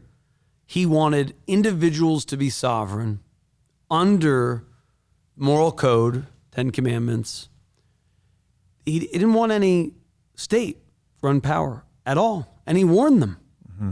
And God was like sad in the text that the Israelites chose Saul because he was basically tall and good looking instead of him and his system where you would have the judge or the prophet at that time and basically wanted people to self-govern. They would have, it was sort of in a way, it was anarcho-capitalistic. You had these elders of society and, they would adjudicate basically property disputes. That was basically... Which book is this about in?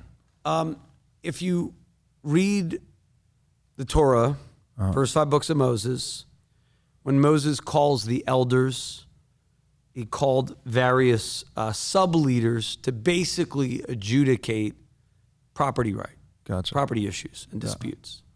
That was basically all God wanted government to do. Yeah. Adjudicate disputes between his people. And then Moses was not really supposed to be involved in that. He was supposed to get holy words from God that the people would follow. Mm-hmm. And then subsequently, Samuel was the prophet before Saul was king. And the people wouldn't have any. They wanted a king. They wanted a personification of God. You see that even in Bitcoin circles. Like people say, Elon Musk pumps Bitcoin, then he dumps it. Mm-hmm. We're always seeking a savior inherently, even within the Bitcoin community. Yeah. And then people get disappointed and say, they're now... Well, then Bitcoiners go on a rampage about killing your heroes, which exactly maybe is not bad advice, actually. Yeah. I have a slight distinction on that. I don't think it's bad to kill your heroes. I think we as a society we can't just be deconstructionists. We have to construct things in order to have a cohesive system, or else the state will fill that vacuum. Right. I think that's the flaw of the last 20 years. We've all been these isolating, independent thinkers who were sort of thinking alike, but we never banded together. Right. Except maybe you would say Ron Paul, maybe the last 20 years was kind of the galvanizer of that impulse. But then after him, nobody's really kind of built some coalition of people. And we need to be building coalitions and constructing some heroes and social stories to tell ourselves, even if they're not Judeo-Christian, because we're in danger of losing liberty completely in the name of these kind of issues of equity and property. It all comes back to property and that right to property, because do you really believe that someone has a right to property even if they hold views distasteful of you? That's either a yes or no question. Right. If you talk to people in certain spheres on the right and the left, they would say, that person should be punished for X, Y, Z. But I think of Saul, basically, for some reason, when you asked that question, I went to Saul and the story that Israel did not want God to be their king, which I know you talk a lot about sovereignty and individual sovereignty. Yep. God basically wanted them to self-govern, which I think is a big thing about parenting. People say, how do you deal with 7 kids? I call it free-range parenting. If you give them a certain set of principles and you don't overlord them, they kind of self-regulate. and self-govern. There's an interesting book that I glanced at. I don't remember its title, but it was like the rules for success in the future. It was almost like Jordan Peterson's rules before that. And one of them was don't tear down your heroes, which is interesting. And the other was something about allow your kids to like scrape their knee and allow them fall on the grass type thing, and allow them to have alone time out in the air with their friends. And you know, they'll do some bad things and then they'll do some good things, and they'll kind of then come back to you with that freedom, that limited freedom they have. Say, well, Dad, what about this? It's actually the best way is to kind of give them some freedom while they're like 13 or 12 or 10, so that then when they fail, they can go back to you and then reason things. And that's almost how God set things up in the Hebrew scriptures. And basically, yes, for the text, kind of later part of the Torah, Exodus on, parts of Judges where there were the judges. Then you'd have Samuel, kind of the last prophet before, and you have 1 Samuel, 2 Samuel, 1 Kings, 2 Kings, tells that story. And basically the whole, like a third of the Hebrew Bible is Israel sought a king and the king failed them. And the implication was there was only one king, God, that could really fill that void. But before that, it was kind of like God wanted them to be, they went to the promised land and God wanted them to kind of self-govern. And there are times where if you have a self-governing body, like in sort of our ideal potentially might be, we would have local tribes and people would volunteer themselves in their own freedom a little bit when there was a dispute with their neighbors or something about, you know, your tree fell on my side of the street. And that's sort of where you get a lot of tort law developed kind of from Mosaic law. And Jews to this day study the Talmud and different, you know, Talmudic law is a big thing. But I think it goes back to our country, no king but Caesar state is there. We're here. And the only way we can solve that is by atheists realizing that, by Christians realizing that, by people who believe in patriotism believing in that.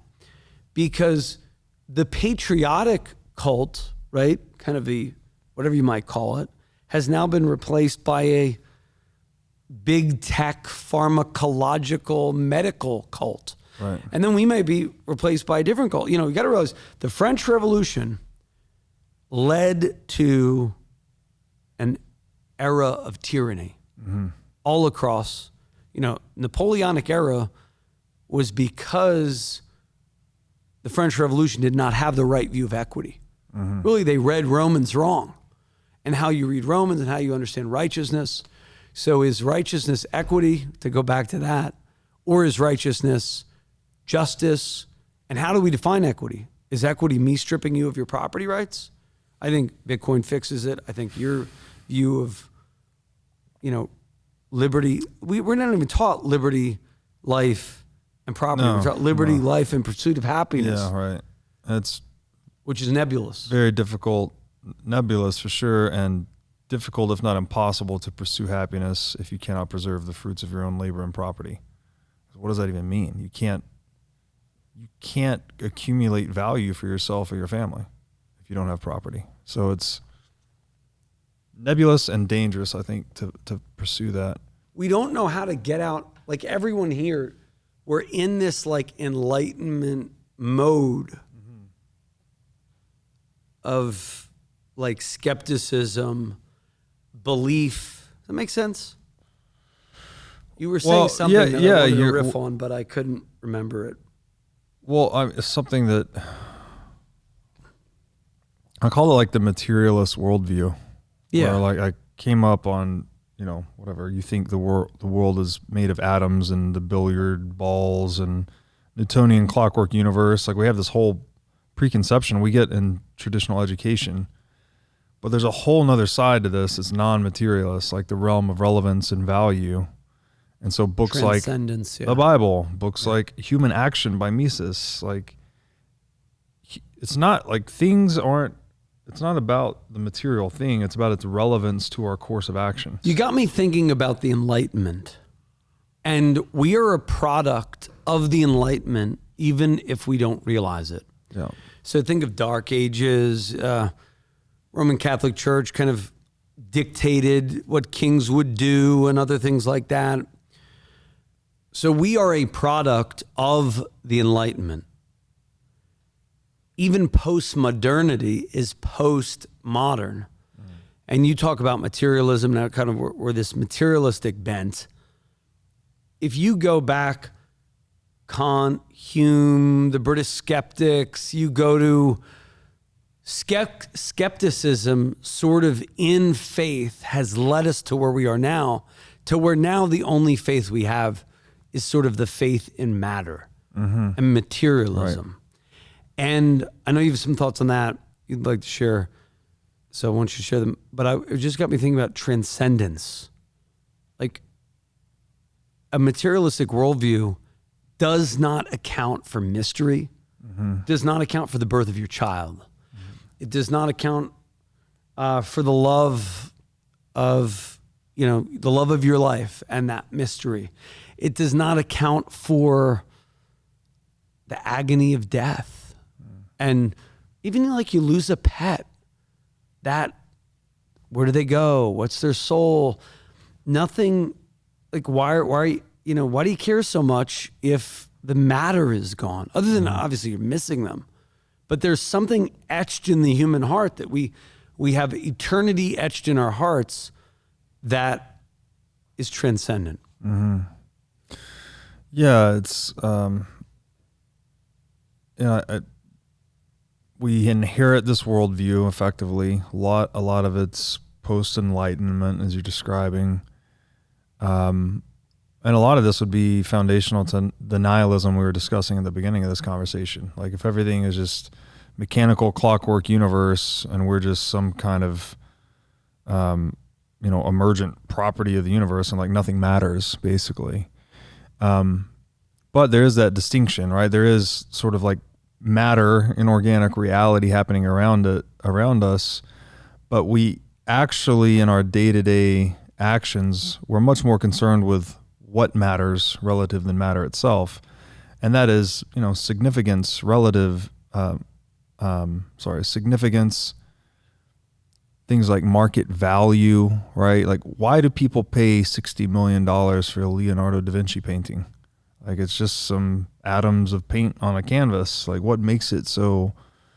Why is it? Well, people expend so much human energy and wealth to acquire that thing, and it's extremely complicated. And that's where I think the Judeo-Christian mythology does a great job exploring that kind of moral dimension. There's the moral aspect to it. There's the economic aspect of it. There are the principles themselves, right? Like, force equals mass times acceleration. What the fuck does that mean? I mean, it's an invisible formula, but it gives us so much power in the real world to like understand that formula of nature and to be able to harness nature. We can fly planes. We have the worldwide internet. We go to space. It's just really interesting. There's something there. And I guess the three books I've always recommended to like totally break your materialist worldview, I guess I would add the fourth, would just be the Bible itself. But three non-Bible books are Human Action by Mises, the book Leela by Robert Pirsig, and Maps of Meaning by Jordan Peterson. It explores this whole mythological landscape that's intrinsic to us. And maybe this might be a segue into something else I wanted to talk to you about. This idea that we are the animal that plays imaginary, right? We have an imagination, and then we have an ability to communicate that imagination. That's what we're doing through language. And then through work and experimentation, we actually render our imagination into the world. Like, we etch our imagination into the world. Like, we're sitting in a studio right now. This whole thing started out as a blueprint in someone's mind or on some piece of paper at some point before the plans were set in motion and we started actually creating it, manufacturing it. And so I guess the punchline there would be that the human imagination is like the most powerful force in the sphere of human affairs. Given that reality, there seems to be this ongoing contention to control the narrative, if you will. And that's where I see heads of state and certain religious leaders kind of like filling that role. Like it's one thing if in the instance of being a religious leader, like you're pointing people to the word. It's another thing when you have that power flowing through you and you bend it to your own private gain, you know? So we are this animal that tells stories, I guess. And in that comes this competition to try and control the story.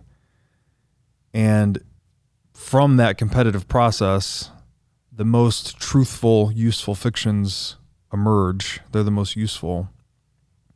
And I think that's another way to look at Christianity. Like, it is one of the most truthful, useful fictions we've ever had because it's built on this reality. It's centered on this reality of agape, which is this. The Greeks had 3 types of love, right? They had more actually, but I know of 3. Eros, which is like consumptive love, like I love to eat the steak or whatever. They had philia, which is reciprocal love, like the love of friendship or the love of a romantic partner. You want ongoing reciprocal engagement with that person. It's not like, hopefully you don't want to eat them. And then finally there's agape, which is the selfless love a parent has for their child, right? There's not even reciprocal engagement there really. When you bring home your newborn child, they're just inert more or less, but you love them beyond all imagination.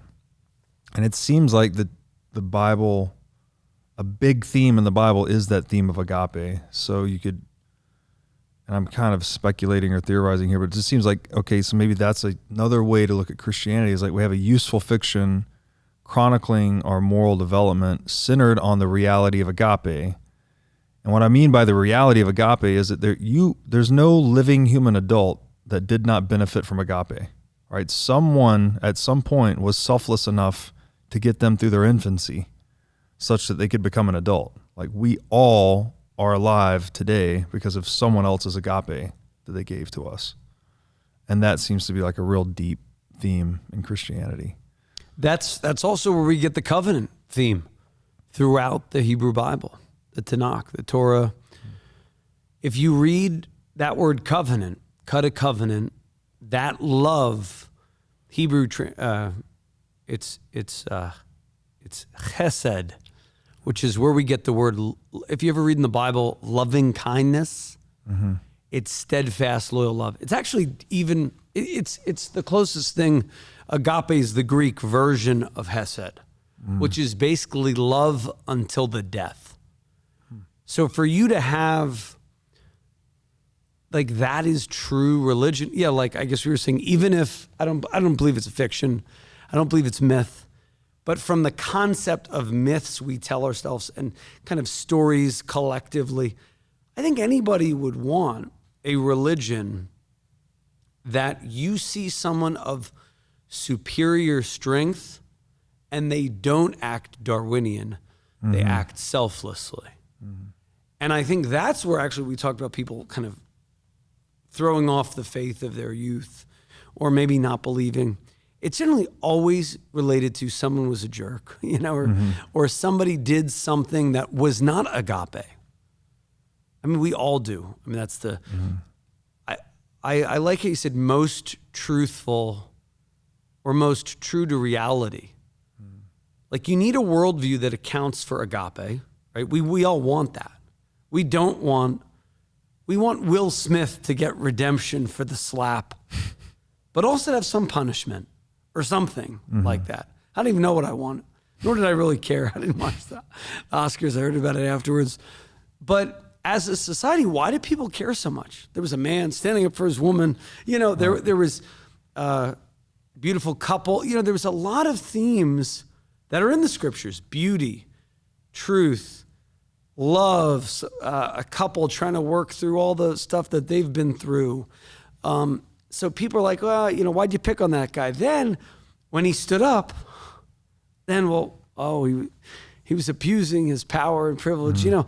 So I think the media also grabs on anything kind of salacial. But I think we grab on intuitively. The media is only selling what we're buying, right?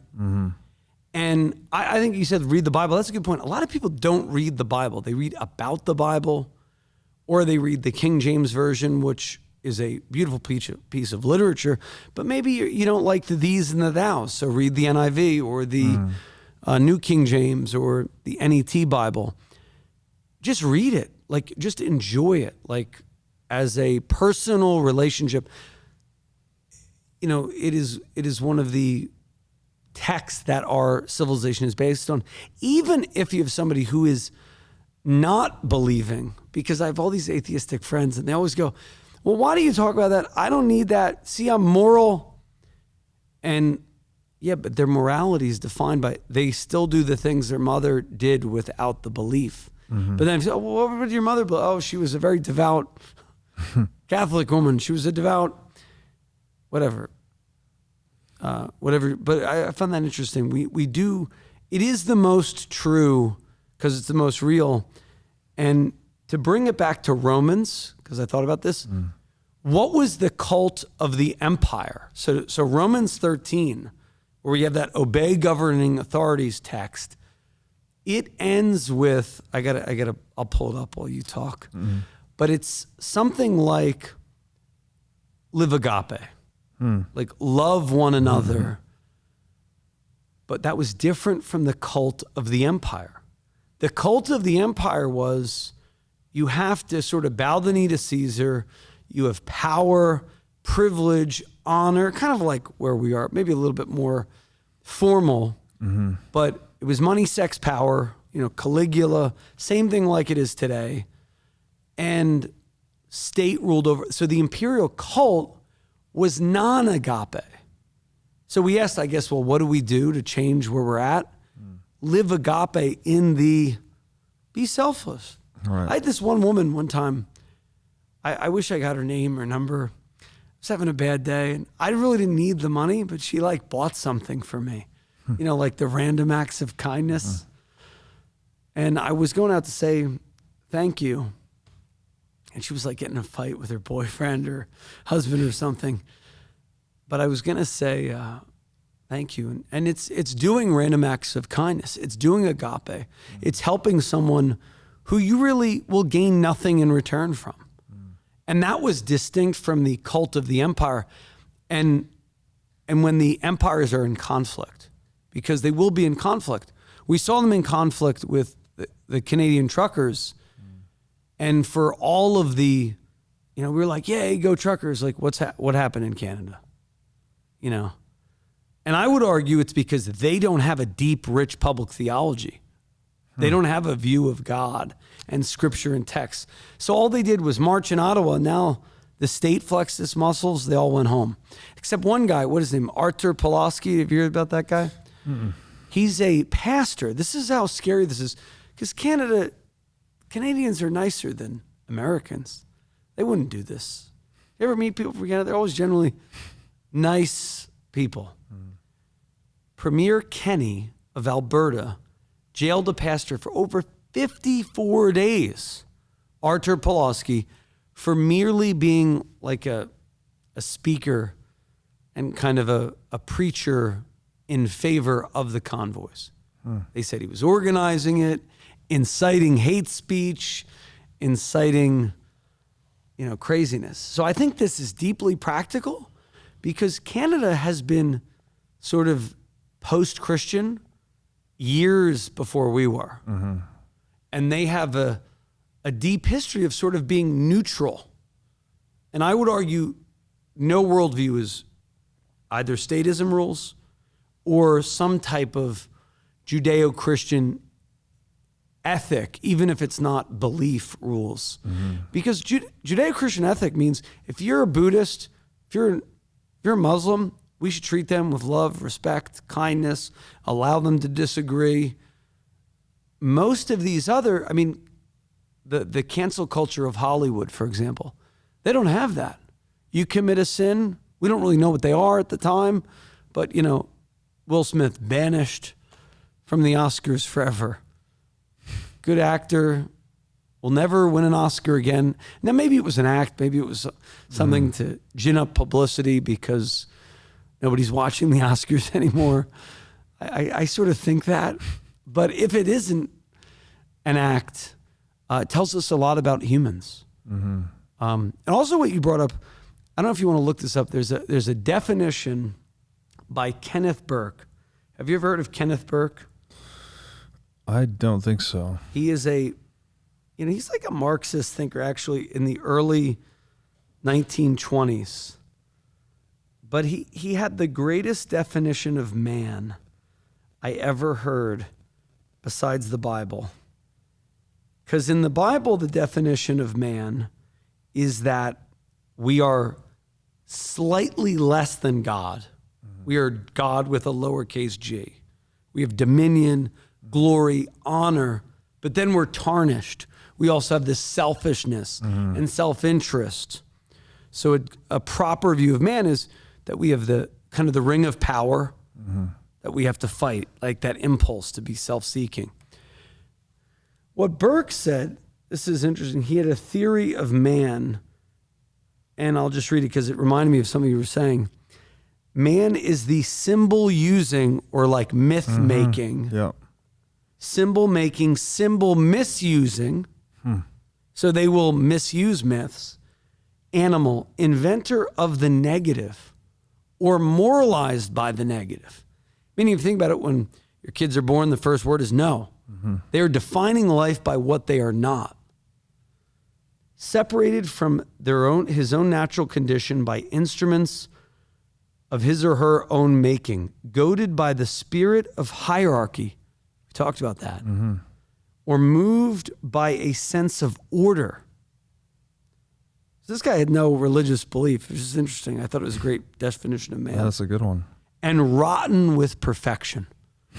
So even if somebody's not perfect, we're all kind of wanting that.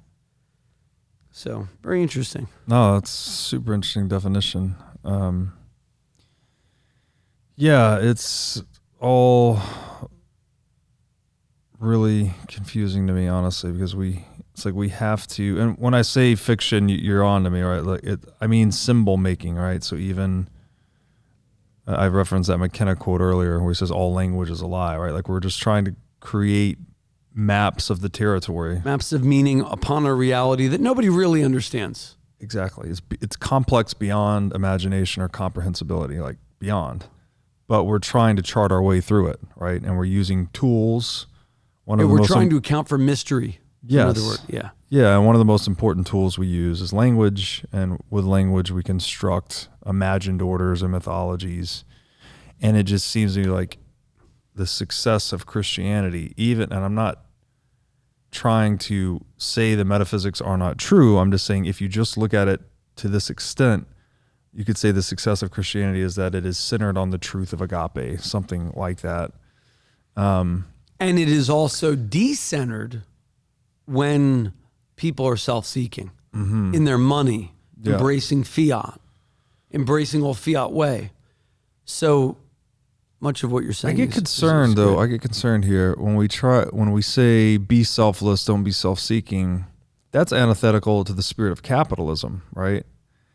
The way I've framed this in my mind is like I want everyone to be as self-seeking as possible, actually, up to the limiting principle of other people's person and property, basically. That would mean you are pursuing your self-interest to your greatest ability without violating the person and property of anyone else, which would mean you are being a very successful entrepreneur, frankly. You're creating a lot of value in the world that benefits others. It is selfless, but it's done in pursuit of your own individual self-interest. And that's why I think that property relationship is so important. The stronger we can make it, the harder we can make it to steal or violate property, the more wealth and abundance we can create through pursuing our own self-interest. It's kind of a paradox because there's two ways to acquire wealth in the world, right? You can make something valuable or you can take something valuable from someone else. If we make taking as expensive or risky and difficult as possible, then people are left with only the making option. So then in pursuit of their individual self-interest, they're actually maximally improving the collective interest by making things of value, right? Being an entrepreneur. And that's where I think, something like Bitcoin is so important, because it makes property very hard to steal or violate. So you're creating an incentive for people to be more productive and cooperative rather than confiscatory or violent. Yeah, if you think about capitalism rewards those self-interests, those who are the least selfish. Mm-hmm. Meaning they're not violating their own self-interest. And I don't think necessarily that that's what Scripture teaches. But they're using their own self-interest in subservient to the needs of others. Mm-hmm. So if you look at like Amazon, why is it the biggest company in the world, or one of them? It serves the most people at the cheapest costs, gets it there within, I was telling my wife when we were in Hawaii, people use AliExpress. Did you use that in Hawaii? Because apparently you get it quicker because it's in the middle of China and the U.S. I didn't know that. So basically you can go to AliExpress, good personal finance. Amazon is slow in Hawaii. Good tip for personal finance from the financial quarterback here. AliExpress will sell the same crap that Amazon sells for like 1/10 of the cost. Because it's just going direct from China. My wife goes, well, I like that, but I really want it within 2 days. So you have a choice. You want the cheapest, go to Alibaba, one of the top 10 biggest companies in the world.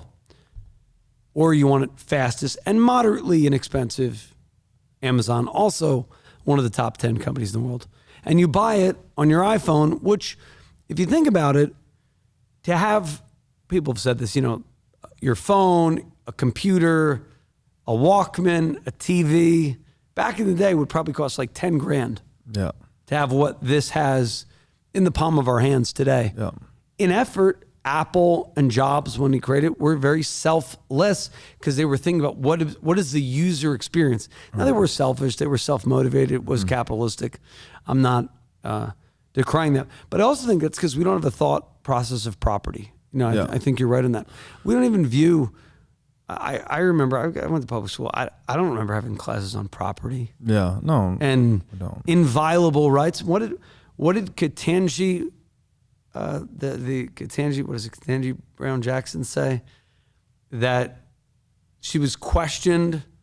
Now there's debate. Was it due to Ted Cruz asking it or whatever? But it was a good question. Do you believe certain rights are inalienable? And she said, I do not know. I mean, this is someone who's going to probably be on the Supreme Court of our land. Not knowing about inviolable rights. That's scary.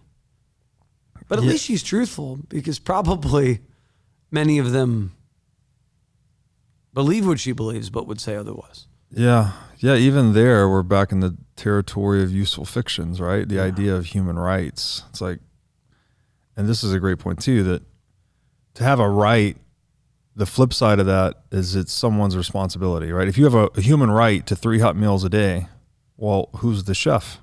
Who's going to pay and prepare for those meals, right? Rights and responsibilities are two sides of the same coin. So when we get into this territory of inalienable human rights, I mean, I guess, anarcho-capitalist argument is the only human right is choice, right? You get to choose in any situation, like how you're going to respond ultimately. But I don't think things like, even something like freedom of speech, right? We think that's an inalienable human right. It's like the idea, inalienable meaning, by the way, that you can't trade it away. That's what it means. You can't alienate it from yourself. The only thing you can't alienate from yourself is the ability to choose and respond, right? Even if I say, hey, Josh, I'm going to give you all of my future responses for the rest of my life, like, I can still choose to not at any time. I haven't alienated that right for myself. So I think it's interesting, though, because then people get, especially more of the social justice types, are like, no, we have a right to a home and a right to a meal and a right to, you call me my pronouns or whatever in the world. But it's like, whose responsibility is all that? you can't just by fiat say, sorry, there's a little gnat on this mic. You can't just by fiat say these rights exist and that somehow that manifests or summons the satisfaction of the responsibility into reality. Well, inviolable may have been the question. So I'm not, I may be using inalienable wrongly. But I do think the right of property, take the pronoun issue, it would make it irrelevant. Someone wanted to be a they or whatever you want to be. As long as each person in society is respecting the other's property, right, we can exist and coexist having many different belief sets. So I do think a lot of it stems on I agree. inviolable property. And that's Ayn Rand, man. Like, and that's why I get the selfish thing too. She has this whole essay, The Virtue of Selfishness. But then she gets too far off the deep end where it's like she's anti-Christian almost. And it's like, you can't throw out the foundation, because like the reason she lived in a peaceful cooperative society with private property rights and all these things to be able to pen such a thoughtful essay is because of that Judeo-Christian substructure. And because others were selfless. Meaning there was a time when somebody bled so that we could have this right to disagree. Right. Not, and I don't mean it in the normal sense of. Yeah. I just mean there were people, founding fathers or whatever, broke away from Great Britain because they didn't want to have the king telling them what to do. Yeah. And then we've traded that for more kings, but slightly better than the alternative. I want to ask you one last question that's kind of a tangent, but not really. Just from a different book in the Bible, John 10:10. Something I've thought about a lot, and I'm going to try to paraphrase it. It says something like, "The enemy comes to steal, kill, and destroy." And I think this is Jesus saying that. And then he says after that, "I've come so that you may have life and have it to the full," something like that. The business model of statism itself is quite literally killing, stealing, and destroying. Have you ever thought about statism through that lens, or has to your knowledge, any Christian thinkers considered it that way? Because it just seems like, again, maybe it's a necessary evil for preserving property, but it seems like a pretty bad business, and Christians don't talk about that very often, to my knowledge. Because we were taught, render to Caesar the things that are Caesar, and render to God the things that are God's. Like that was just, it's part of American evangelicalism, patriotism. You got to realize, growing up in churches, you see the American flag next to the cross. So what is that? I'm not for that or against it, but there was this pseudo-Christianity that was wed with this very weird view of the state, where even Jeff Sessions, who I'd be a little more conservative, so I'd probably vote for him if he ran against somebody, misused that text to claim that the Trump administration was doing something good, and he didn't even understand the text, but that has been such a text of people for state oppression. I think you're the only one I've ever heard say it on the beach. That was the first time I heard it. I've thought about that, meaning my whole last 20 years, ever since reading N.T. Wright, who's a great theologian, most ardent defender of a historical resurrection. Like that's what he's known for. Actually proving the resurrection as a historical phenomenon in texts, in scriptures, just like outside. And he's like heralded as one of the best scholars by atheists and Christians alike. And he's a amazing scholar, one of the best scholars of the last 100 years. He had this whole essay on God and Caesar, and in it he talks about the coin, and I'm kind of paraphrasing. We were taught the coin, right? Pay your taxes. That's sort of render to Caesar the things that are Caesar. Yes, okay, pay your taxes. The point that Jesus is making is almost a joke, because he gets the coin and he says, if you know what his question is, do you know what the question is? Whose face is on the coin? Now, he was questioning his Jewish questioners. So he was a rabbi.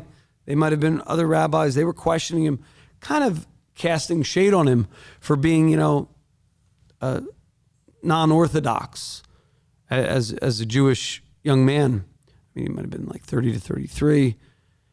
And his response was, whose image is on your coin? Meaning you're not supposed to have any graven image. And you've graven an image of a God and of a false God at that. So he, almost like throwing it away. I could see Jesus, render to, pay your taxes. I'm the king of the universe. Because you got to realize, Jesus, we have these words, Jesus Christ, Lord. Think of them kind of like trite cliches of religion. Back then, Jesus was his first name. His last name wasn't Christ or Lord. That's kind of what we think.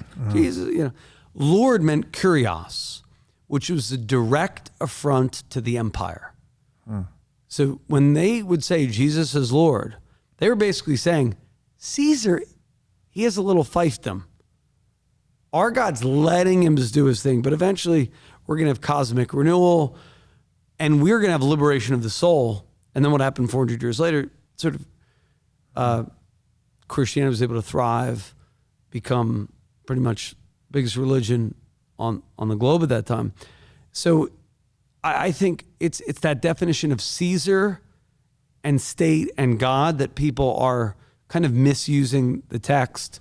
But I love your triad of kill, steal, destroy, because that's exactly what statism does.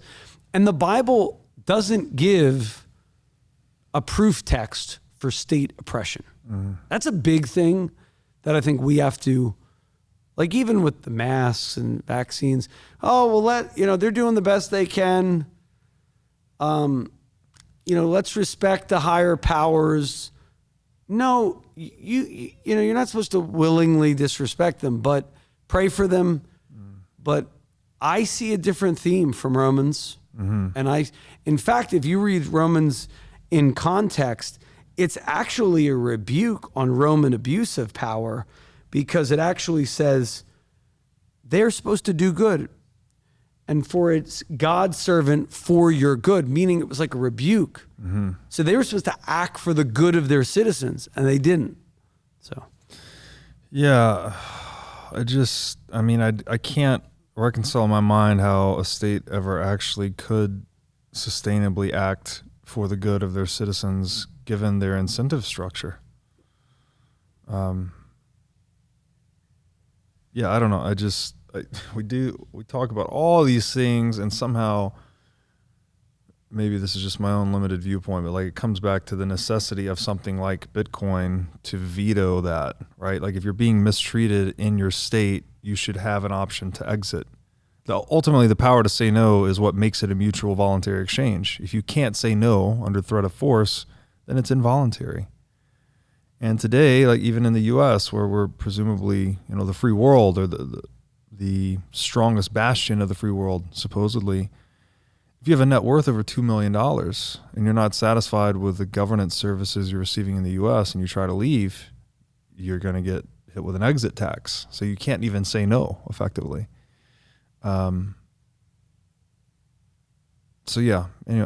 could leave it at that, but it just seems like we need to either evolve beyond statism or put it back in its limited, necessary evil use case of preserving physical property, but one in which people have the veto power of Bitcoin to exit should the state become oppressive. Well, sphere sovereignty might be the answer. Kuiperian's view, not sort of the modern view. Yeah. Kuiper's view.